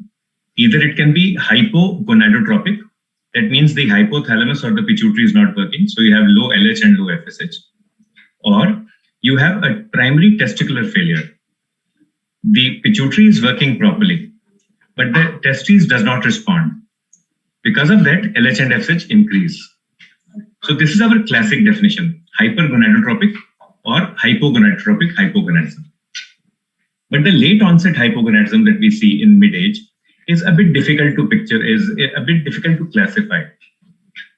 For this, we can go to a different classification which structures male hypogonadism into two types. One is organic, the other one is functional. In organic, you have a proven pathology which affects any level of the hypothalamo-pituitary testicular axis. Whether it's acting at the hypothalamus or pituitary or at the testes, that's a separate matter, but these will be organic. In functional, however, there is no recognized organic alteration in the axis. However, there are associated comorbidities which contribute to a functional depression of this axis. The entire axis gets depressed. And in late onset hypogonadism, usually we have functional deficiency of testosterone. If you look at the causes of hypergonadotropic hypogonadism, right at the bottom, you will see older age, marked in red. But then if you go to the classification of secondary hypogonadism, that is hypogonadotropic, again, right at the bottom, you see older age. So midlife or old age can contribute to hypogonadism, both primary or secondary, but most of the time it will be functional and it will be secondary to metabolic conditions. Just like Dr. Lodha said, it is other factors like diabetes or metabolic syndromes or sarcopenia or sarcopenic obesity, which contribute to low testosterone. So the treatment then would be to correct the underlying cause. Again, like our chairperson said, low testosterone is associated with obesity and with metabolic syndrome and also with diabetes. There's a positive angle to it as well. If you have higher testosterone, you have a lower risk of developing type 2 diabetes. So high testosterone in the normal range will actually protect against diabetes in men. Let us see how we diagnose late onset hypogonadism. The easiest way is to screen, and you can screen using validated questionnaires, which have fairly good sensitivity. They are not very specific. We'll look at the differential diagnosis later on, but the sensitivity is quite high. So you're not going to miss much. But let's just look at the biopsychosexual model of androgen deficiency. Normally we use the terms biopsychosocial. We have tried to play on that. Let us look at three aspects. We are all aware of the column number 3, loss of libido. We are aware of number 2 as well. Men can present with hot flash, loss of concentration, change in mood or preference. In the first talk, we spoke about how some people will come and say, my driving speed has changed. My choice of colors has changed for my shirts. Or they just might say, my mood has changed. I am not as aggressive at business or at work as I was earlier. I am not as competitive as I was earlier. So all these are psychocognitive aspects of testosterone deficiency. But now let's look at number 1. There are 3 headings in this biophysical component of testosterone deficiency. You can have musculoskeletal complaints. Already we have discussed sarcopenia, osteopenia, and osteoporosis. Some people may actually complain of loss of height, that is because of vertebral compression. But along with that, you have cardiometabolic aspects. Dr. Unikrishnan discussed diabetes. Dr. Vijay Kumar had shared his slides on various metabolic syndromes. And Dr. Nitin Kapoor spoke about increased adiposity, sarcopenic obesity. All these are red flags which should encourage us to screen with serum testosterone. The third one is trichocutaneous. If you have involvement of the cartilage, hair loss of secondary sexual characters, this also may be a sign of testosterone deficiency. So this tri-pronged model helps us understand which patients to screen. Remember that everybody will not have the same amount of symptoms. Suddenness of onset, severity of androgen deficiency, and the underlying cause, all these will influence the symptoms and signs of low testosterone. Once you've diagnosed a patient to be hypogonad, you would want to rule out an organic cause. You would want to see if LH and FSH are normal. You would certainly want to rule out concomitant conditions. But before we rush to treat, let's look at the differential diagnosis of late onset hypogonadism. We did say that there is a high sensitivity of our screening algorithms, but the specificity is low. Now to remember this, let us look at this 4x4 rubric, 4x4 framework. You can have endocrine differentials and metabolic differentials. You can also have differentials from general medicine and from psychology or psychiatry. 4 common syndromes in each: hypothyroid, hyperprolactin, low growth hormone, and Addison's disease. All these can mimic late onset hypogonadism. In metabolic, anemia, lack of vitamin D, obesity per se, and obstructive sleep apnea. These can lead to the same symptoms that low testosterone has. Also, chronic heart disease, kidney disease, liver disease, and HIV. These are common causes in the medical arena. And in psychiatry, we can have depression, anxiety, bipolar disorder, and substance abuse. So whenever you have symptoms suggestive of low testosterone, you've done a formal screening. you do a serum testosterone, but at the same time, rule out other endocrine, metabolic, medical, and psychological causes. Remember that when we want to diagnose hypogonadism, it is the signs and symptoms which come first, followed by our demonstration of a low serum testosterone, done ideally at 8 a.m. in the morning. And ideally, we should be able to repeat the level twice. Many times in private practice, we are not able to repeat the test. But if you're planning to give hormone replacement therapy for a long period of time, you should have a baseline value. Many times in my clinic, I have patients who are not willing to get investigated. Then on my notes, I write therapeutic trial. If I'm very confident that they have hypogonadism, I'm confident that they are not hypothyroid, they don't have any other chronic medical disease, I do prescribe oral testosterone, maybe for a week or 2 weeks, but I document it clearly in my notes. And I tell the patient that this is what we look at. These are our endpoints. We have clinical endpoints. If you do well, then we will certainly investigate you before continuing for a long period of time. But that would be personal practice. Very rarely, we'll need a free testosterone. I don't get it done often in my setup, but obesity, diabetes, aging, and especially when you're confused, these may be issues, these may be situations where you would want to order a free testosterone. Once we've diagnosed, let's begin management. So how do we manage late onset hypogonadism or androgen insufficiency? We manage it with testosterone. Now, the beauty is that testosterone is still not 100 years old. It is younger than insulin as a pharmaceutical preparation. It too won a Nobel Prize. But why is it that we spend so much time talking about insulin and we don't talk about testosterone? One reason is that insulin deficiency is immediately life-threatening. It threatens life in the short term. Testosterone deficiency also threatens life, but in the long term. And that is why it is not given the same emergency status that diabetes management is given. That may be one reason. Another reason is that insulin deficiency can affect both genders at any phase in life.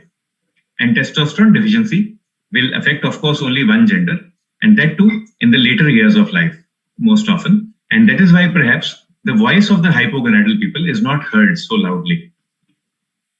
Thinking of that, hypogonadal men themselves are not going to make much of a noise because they are not very competitive, not very aggressive.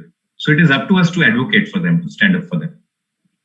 But when we manage diabetes, when we manage testosterone deficiency, we have various aims. Our first and foremost aim is to improve symptoms because that is what the patient came with. With symptoms, whatever are of concern to our patient. If our patient is concerned about libido, that will be our endpoint. We want to improve libido. If our patient is worried about maybe about lack of competitiveness or maybe about worsening obesity, then that is our aim. While we improve symptoms, we should also alleviate signs. Our second aim is to maintain normal testosterone in mid-range. And our third aim is to ensure long-term health, both musculoskeletal and cardiovascular, while ensuring that no side effects occur due to our therapy. So our goals here will be clinical, followed by biochemical, followed by outcome related.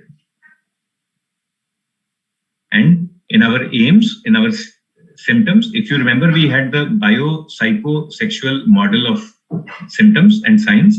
The same will hold true here for our aims. Our aims will be concordant with the symptoms and signs that the patient came with. Now we've diagnosed, we've decided to treat. We have to rule out contraindications, and then you have to begin treating. A basic medical and urological evaluation is must. You do not need to refer to the urologist, but you should be aware of what you are doing. Do also note that each person in front of you is an individual man. There will be different thresholds for treatment because symptomatology is different and the level of concern is different for each patient. Our targets will also be different, and no wonder then that techniques and tools that we use to manage testosterone deficiency will also vary from person to person. Based upon the spectrum of symptoms, based upon the severity of symptoms, based upon the significance that the patient attaches to these symptoms, and based upon the swiftness with which he wants resolution, we begin therapy. Let's look at these one by one. Swiftness now. Supposing I am 55 years old and my son is getting married next month, and I come to the doctor and say, I am just not able to work. I know that I have to go out of home. I know I have to do shopping for my son's wedding. I just don't seem to have the energy in me. We diagnose hypogonadism. There's no point in giving an injection which is going to take 90 days to begin acting. This patient wants swift resolution. So we will work fast. We can give maybe a fast-acting injectable aqueous testosterone. And once that marriage is over, then we can shift to long-acting drugs. Significance. There may be one person who says, I think I'm about to lose my job, or my partner is about to lose me. My partner is about to leave me because of my hypogonadal symptoms. So I want immediate resolution. There may be somebody else who will say, I'm happy with life. I've already decided to go to Chitrakoot. Chitrakoot, most of us would know what Chitrakoot means. Dr. Vinod Kumar sir is laughing. So मैं पहले ही Chitrakoot चला गया हूँ, so I am not bothered about this condition. If you want, you are welcome to treat me, but let's go at a slow pace. Severity. If there is somebody who is complaining of hot flashes, is not able to work because of the hot flash, then you have to treat immediately. But for another person, the chief complaint is osteoporosis. It began slowly, it worsened slowly, it will also resolve slowly. You don't have to be very fast. You don't have to take the testosterone to supraphysiological levels in one day. And spectrum, there may be some people who come in only with one type of symptom, either sexual or biomedical or neurocognitive, go slow in them. There may be others who come in with a wide range of symptoms. So let's be more aggressive in them. So this way, we'll understand at what threshold to initiate testosterone and what speed to, or what velocity to target when we are managing our patient. We can use various types of preparations, intramuscular, oral, and transdermal or gels. Intramuscular, oral, and gels are available in our country. In my practice, I use all of them at different times for different patients. There is also a lot of inter-patient variability and intra-patient variability. I'll tell you some examples from Haryana. One patient may come and say, doctor, just give me an injection every 90 days because I cannot be bothered with taking capsules. And also I don't want my family members to know that I'm taking this therapy. So that's fine. Then he gets testosterone and decanoate. There may be somebody else who will come and say, I'm fine with injections and I've been comfortable with your hospital. But when I got that injection in January, it was so cold and the injection hurt me for 7 days. I had to go and take Combiflam. This actually happens in winter in our part of the country. So then maybe 9 or 10 months in a year, they will take testosterone and decanoate injection. And maybe December, January, they skip their injection. They just take oral. That also happens. That is intra-patient variability. There may be somebody else who will say, I hate injections. I am not going to take them. So give me a gel or capsules. I am happy doing that. So each patient to his own preference. In general, like we were already speaking, if your patient is in significant distress or is severely hypogonadal, ask the patient if he is or she is willing to take injection, if he is willing to take injection. If yes, we start with injectable. Otherwise, we start with oral. Patient can also change. Also look at the chances of side effects. Is the patient a complaining kind of a patient? Is his wife a nagging kind of a patient? If yes, we would be better off starting oral for a short period of time. Why do I say so? Again, from personal experience. Suppose you were to give a long-acting testosterone ester, and suppose some side effect were to occur. Then you can't get that testosterone out of your patient's system for the next 1 month or next 3 months. So we start oral drugs, BD or TDS, wait for 10-15 days. If the patient tolerates it well, then we move on to injectable. So note what I said. If the patient is of a whining type or if the wife is of a nagging type. So many times wives will also come with their husbands. And when you're treating hypogonadism, you are not treating one individual. You're treating the entire family. So be aware of these nuances while deciding your initial therapy. If you have somebody who is lean and thin, a 4 ml injection, a 4 ml oil-based injection like undecanoate may not be the best kind of treatment to create trust in you. because the patient is certainly going to go back with a painful injection site. So then you might want to start a 1 ml injection. Also, if you're not sure of long-term outcomes, we can start aqueous injection. Aqueous testosterone is also available. You can give it at 1 to 2 week intervals. You can give 1 ml or 2 ml. So these are some of the things that go around in the endocrinologist's mind when deciding what to treat.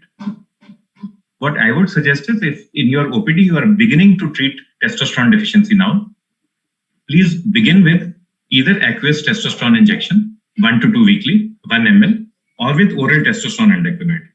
Learn how the drug behaves in your patient. Take history, do examination. Also do a serum testosterone later on. But you will learn from your patients how they respond. And based upon that, when you are more confident, then you can move to once monthly or once in 3 months esters, oil-based or lipid-based esters. If your patient is doing well, continue the same preparation or change according to the patient's need. Like now, if the patient is willing to take injection, you can always say it's much cheaper. Let's give you a 90 days injection. If your patient is not satisfied, first of all, check your differential diagnosis again. Maybe we missed out thyroid. Maybe we missed out prolactin. Maybe we missed out chronic liver disease or kidney disease or lung disease or heart disease. So optimize those. Maybe you just forgot to treat anemia or osteomalacia. So correct those. But if you rule them all out, then either we increase the dose or we change the preparation or we increase the frequency. So if you were giving, let's say, testosterone undecorated at 90 days, you can always give it 75 or 60 days. If you are giving a mixture of esters like testosterone at 28 days, it can always be given at 21 days. These are other ways of achieving satisfactory improvement in our patient. Various preparations are available. The IM ones we have already mentioned so many times. In general, for a stable patient, the longer duration testosterons are better. Testosterone undecorated is the drug of choice. This is for stable patients. But if you have an unstable patient who has just been diagnosed, or you yourself, like I said, are not too confident with testosterone therapy, I would suggest that we start with aqueous suspension first, get a hang of the subject, then we move on to medium duration and then to longer duration therapy. Oral drugs are easy to use. The buccal ones are not available in our country. And the oral ones are very safe from a hepatic point of view. So feel free to use them. There is variable absorption, however. And if you have high fat meals, the absorption of testosterone undecorated does go up. So if your patient does not have diabetes, is not obese, then maybe taking these capsules with malai or cream is a good idea. Gels are also available. They are the most expensive type of testosterone in our country. I do use them in a few patients, and I think my use goes up in winter as compared to summer. Though according to the prescribing information, there should be no impact. Testosterone gel should be avoided in younger boys because, if they forget to wash their hands, maybe they touch their sister or their mother, then contamination can occur. So far, we have spoken of screening, diagnosis, we have talked of treatment, but we have to have caution as well. Caution is in terms of contraindications, caveats of prescription, and checkpoints during administration. We can be fairly sure that we are safe when we use testosterone, but there is risk of increased hematocrit levels. Cardiovascular mortality is plus minus, and CA prostate may worsen. So therefore, before and at regular intervals, maybe at annual intervals, we should do a hematocrit. Before and at annual intervals while giving testosterone, do a hematocrit, a PSA, and an ultrasound prostate. If PSA rises by 1.5 or 2 times, stop the drug and get a urology evaluation. But even before you do these tests, you should monitor your patient clinically. That's what I was talking about. When you are giving short-term insulin, short-term testosterone, keep on speaking with your patient. Ask the patient if he has become aggressive or violent. Does he get angry? That might be because of overdosage. Is there hyperactivity? Is male pattern alopecia worsening? Is there darkening of skin? Darkening of skin can be because of hyperthyroidism. It can be because of overtreatment with thyroxine. It can also be because of overtreatment with testosterone. And some people may come in with sudden onset gynecomastia. In CA prostate, I personally do not treat such patients with testosterone, and I don't have many patients with CA prostate in my follow-up. The Endocrine Society advises against testosterone in high-risk patients, while some organizations like ISSM and American Urology Association, they allow you to give testosterone even in CA prostate patients. But I think as general physicians, we all should avoid. Gynecomastia is a major issue. If your patient is hypogonad, testosterone will improve gynecomastia.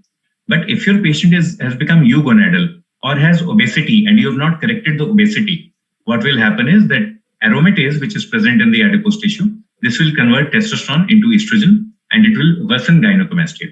So if your patient is obese, think twice, and also tell your patient to focus on diet and exercise and weight loss.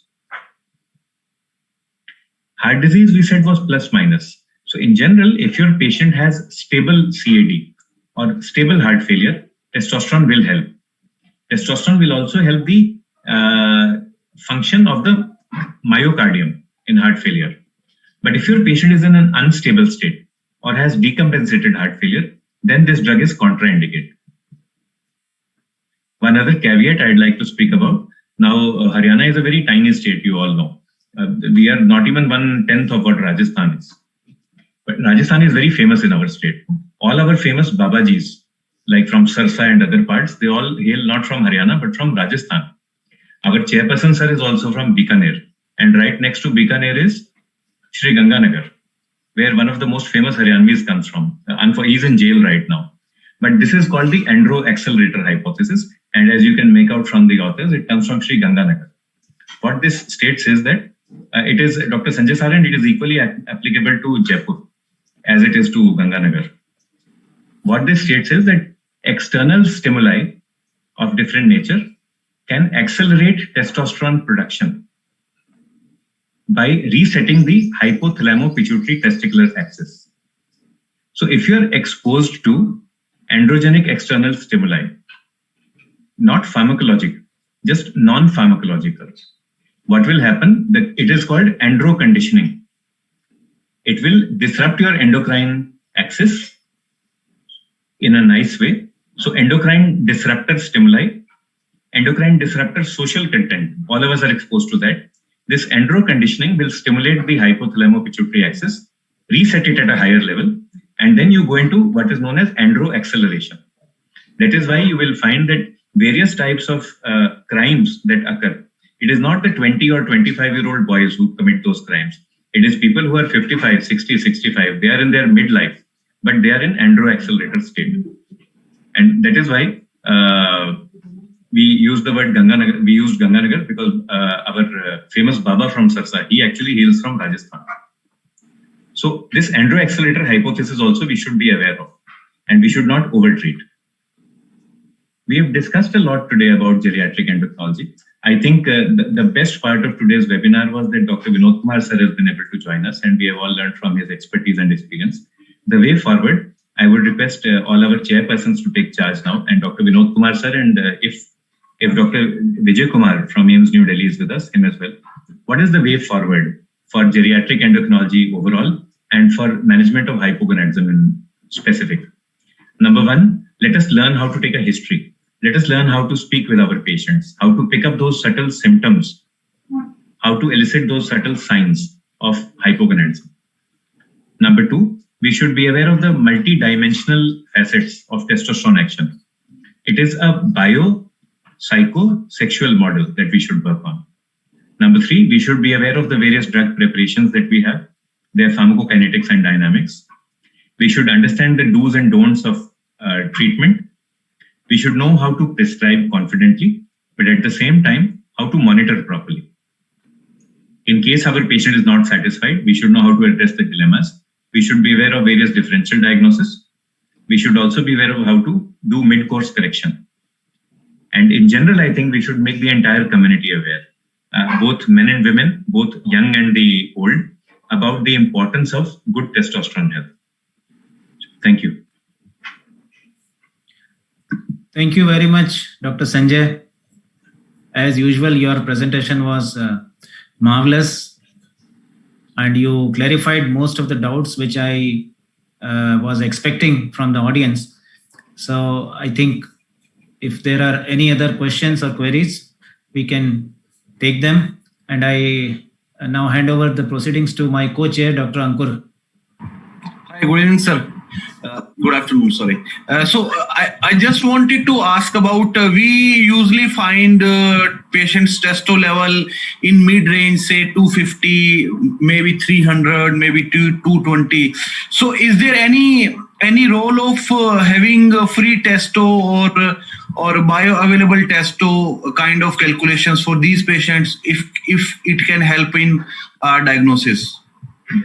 Yes, we can do that, especially if your patient is obese. But in general, if your patient's testosterone is in the lower quartile or in the lower tertile of the normal range, let us say our normal range is maybe 250 to 1000, just for ease of calculation.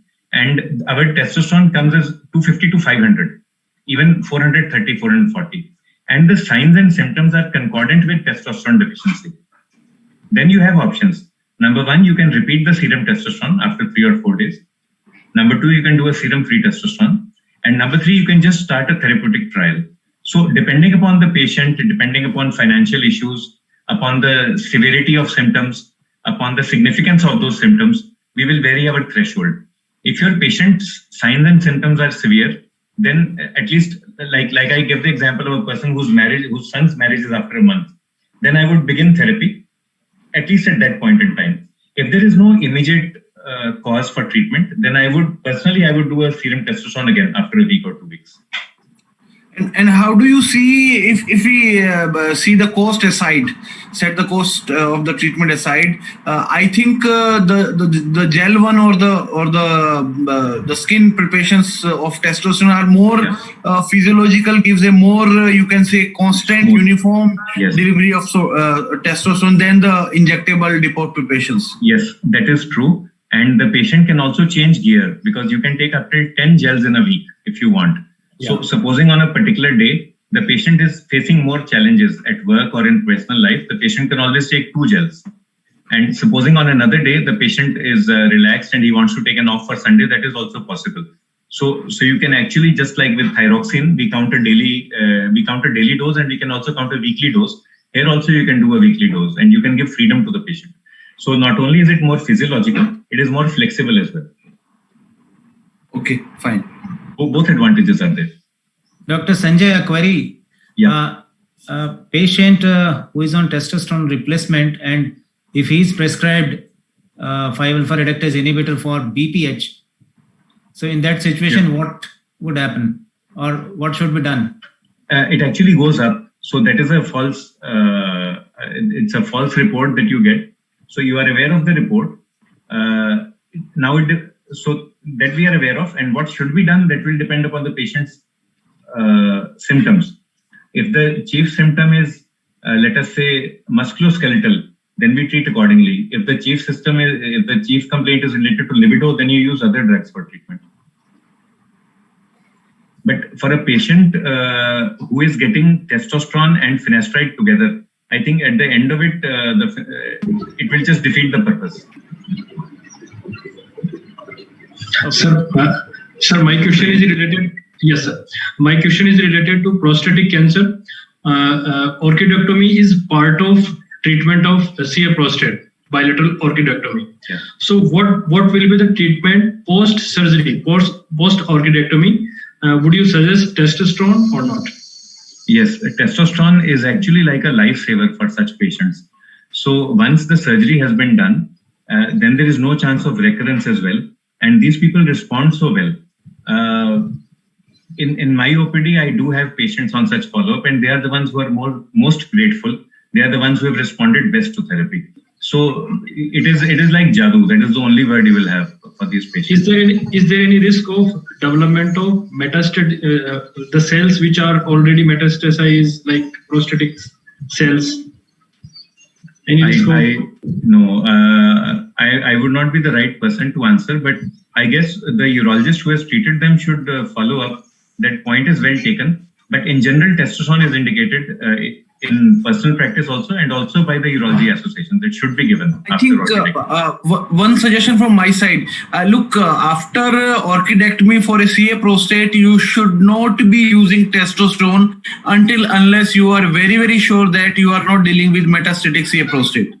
And CA prostate is notorious to show recurrences and metastasis even 10 years after the surgery, or 10 years after the initial therapy or initial surgery, whatever you call it. So it is very doubtful. It's very difficult. We see the patient who was diagnosed CA prostate being operated 10 years before, and now still he is showing some metastasis of CA prostate. So it would be very difficult to see that whether we can declare this patient that he doesn't have metastasis, and then of course we can give some androgen. So, let me read out the guidelines from urology. The guideline is that you can offer testosterone on a case-by-case basis for all patients with CA prostate. CA prostate. On a case-by-case basis for all patients.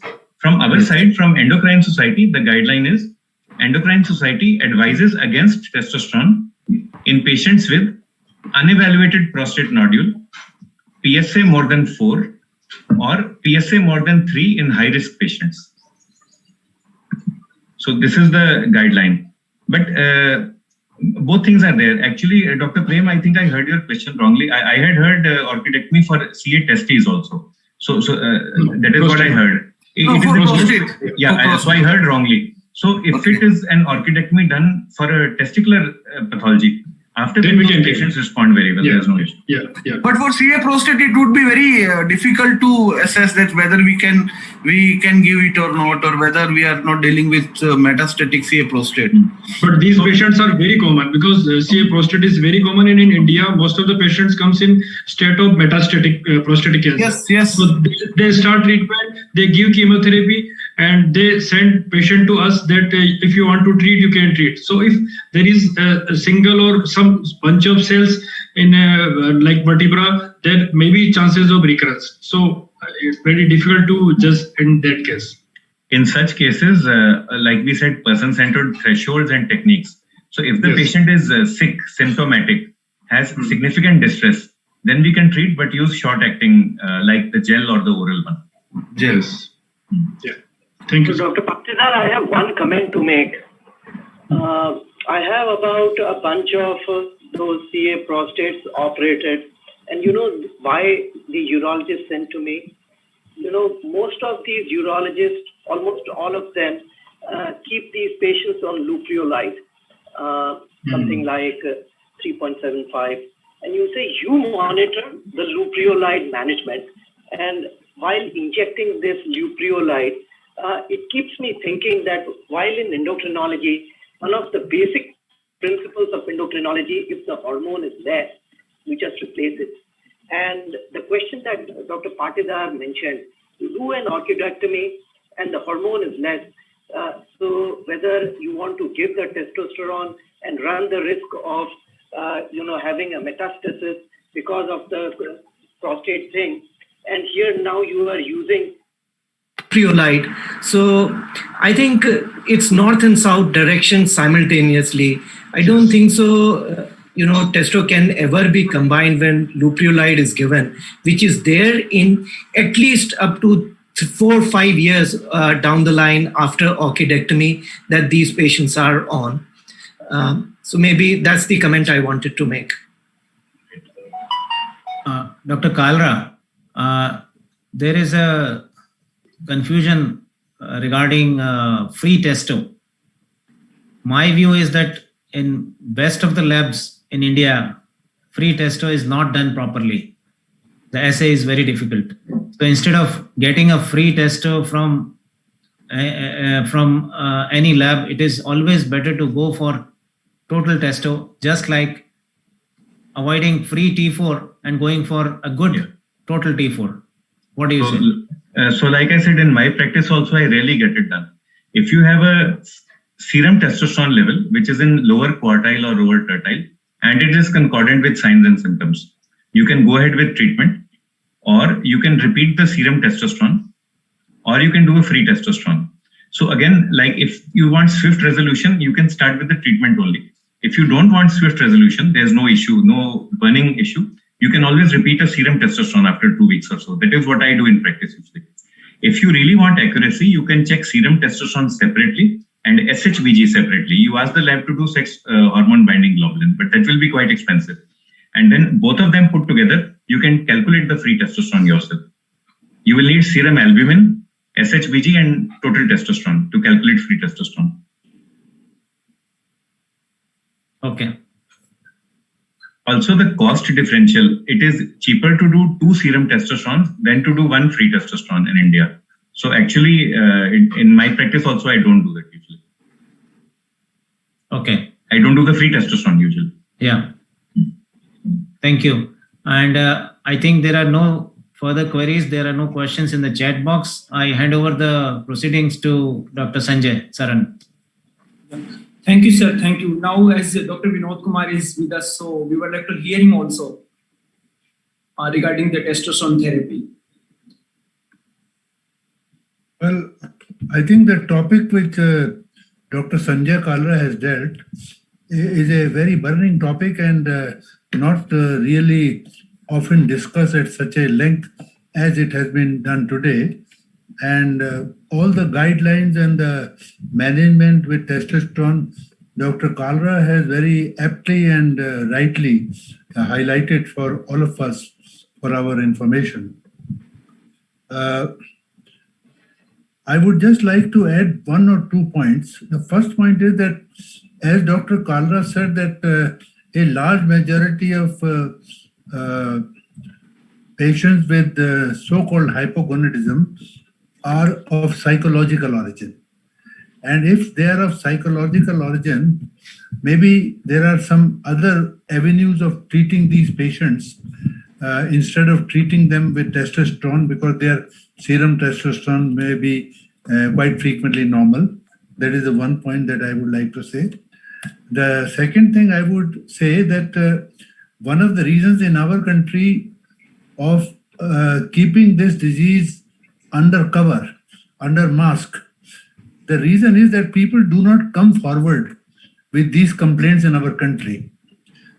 I recollect, because Dr. Kalra has also made in one of his transparency, he said an organization called ISSM. So this is an organization called International Society for the Study of Aging Male, ISSAM. And this society holds the conference it used to hold 2 years. I think it still does 2 years. They discuss these issues about the aging male threadbare. Apart from testosterone and other methods of treatment of hypogonadism, they talk of other hormonal management like growth hormone for muscle mass and all that in old age, for frailty, etc. So all these things are taken care of in those conferences. We do not have a forum like that in our country where we could talk a lot about these kinds of hormones like testosterone treatment in our aging male society is not very much. So I'm very glad that today it has been discussed at quite a length.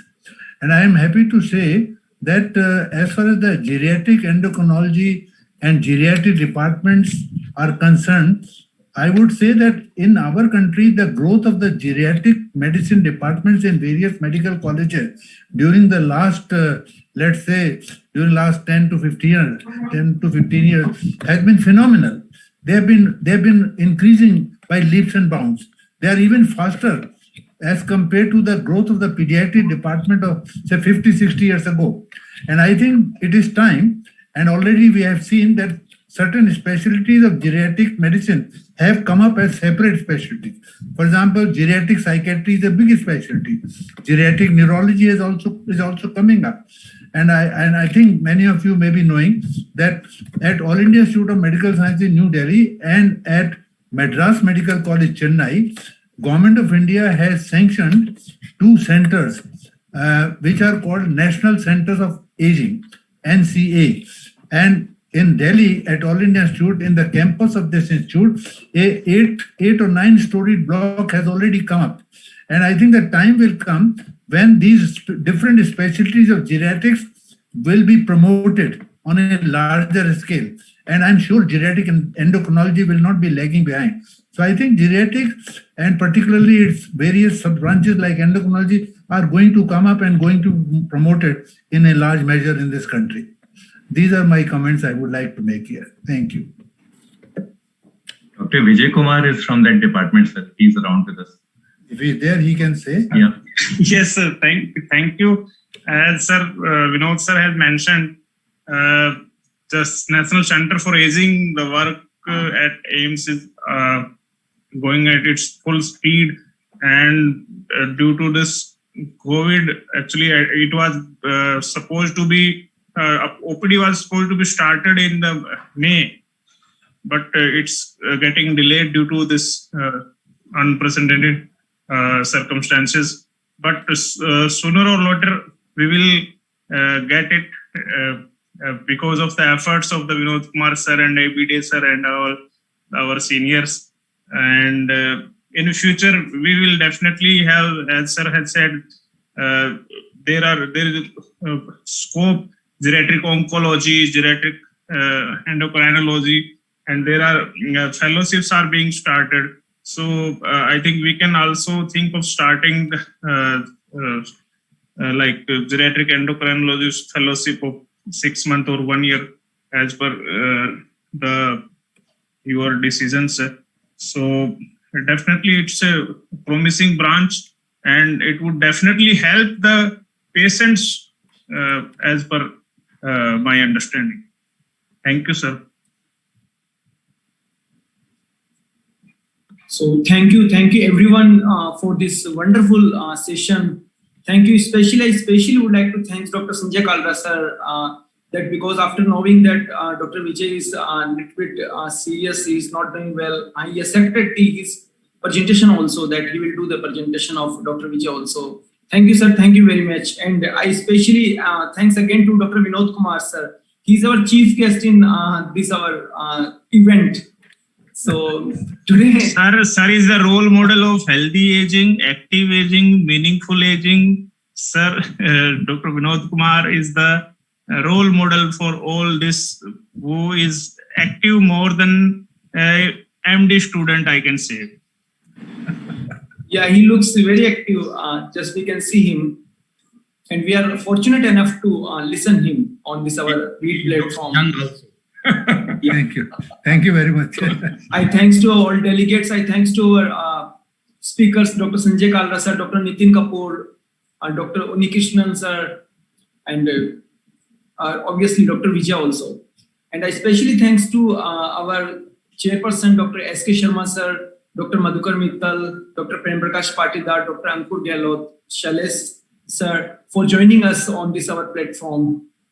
And I'm very sure that we have really enriched with our knowledge. We have just up-to-dated our knowledge regarding the androgen use also, and also the this geriatric endocrinology.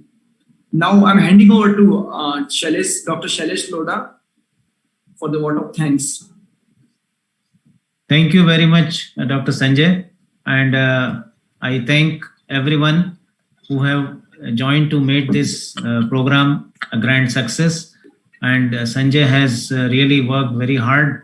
And addition of another Sanjay, Dr. Sanjay Kalra, ex-president of ESI, has brought further glory to this podium. And I wish in future we will have more interaction, and maybe in next coming few months, when the situation of COVID is normalized, we will have more programs of this kind. So thank you very much. Thanks everyone, and keep tuned to Rajasthan ESI chapter, and you will hear from us very soon again. Thank you. A few words I would like to hear from Dr. Sanjay Kalra sir also regarding this our event. Rajasthan के hormones अलग हैं. That's all I'd like to say. बहुत अच्छा लगता है आगे. Thank you, sir. So near future also, as Dr. Shailesh sir told, we will organize such kind of academic events. In past also we have organized events like on the pituitary symposium, diabetes symposium, thyroid symposium, and they were very successful conference at that time. So in near future also we'll organize such kind of conference. So SK Sharma sir, he's our just the first endocrinologist of Rajasthan. So I would like to hear also him also here. Sir, if you want to say anything. Well, we are really very lucky to have so good lectures today, and icing on the cake was very apt, you can say, comments by Dr. Vinod Kumar. So definitely we learned a lot, and I think there is a great scope of developing geriatric endocrinology in the future. Thank you. And one more thing, we are missing our president, Sir Keshwani sir here because of COVID-19. So we pray for his speedy recovery also. So thank you everyone. Thank you very much. Sir, and take care. Thank you. Thank you. Thank you, Dr. Sharma. Thank you, Dr. Kalra. Thank you, everyone. Thank you. Thank you, sir. Thank you. I have been to Rajasthan umpteen number of times as examiner, as conference attendees, and so on. And I met last time Dr. Keshwani. He was the organizing secretary of RSSDI. अभी sir हम नहीं कह सकते पधारो हमारे देश अगले साल बहुत दफे आता हूँ मैं, बहुत आता था thank you so much. Doctor DR Mehta, doctor Mehta साहब के टाइम पे आता था मैं. SR मेहता जी हाँ. Thank you very much. Thank you and wish you the very best of your future activities and many congratulations. Sir, this is the energy of Dr. Sanjay Saran. He's a full of energy, a person with full of energy, and I think we can take some testosterone from him. It's because of blessing of the senior members of our society, sir. Yes, sir. You have definitely managed very well, and all the technical experts also. There were almost zero technical glitch in such a long session. It's wonderfully managed. Thank you, sir. Thank you so much.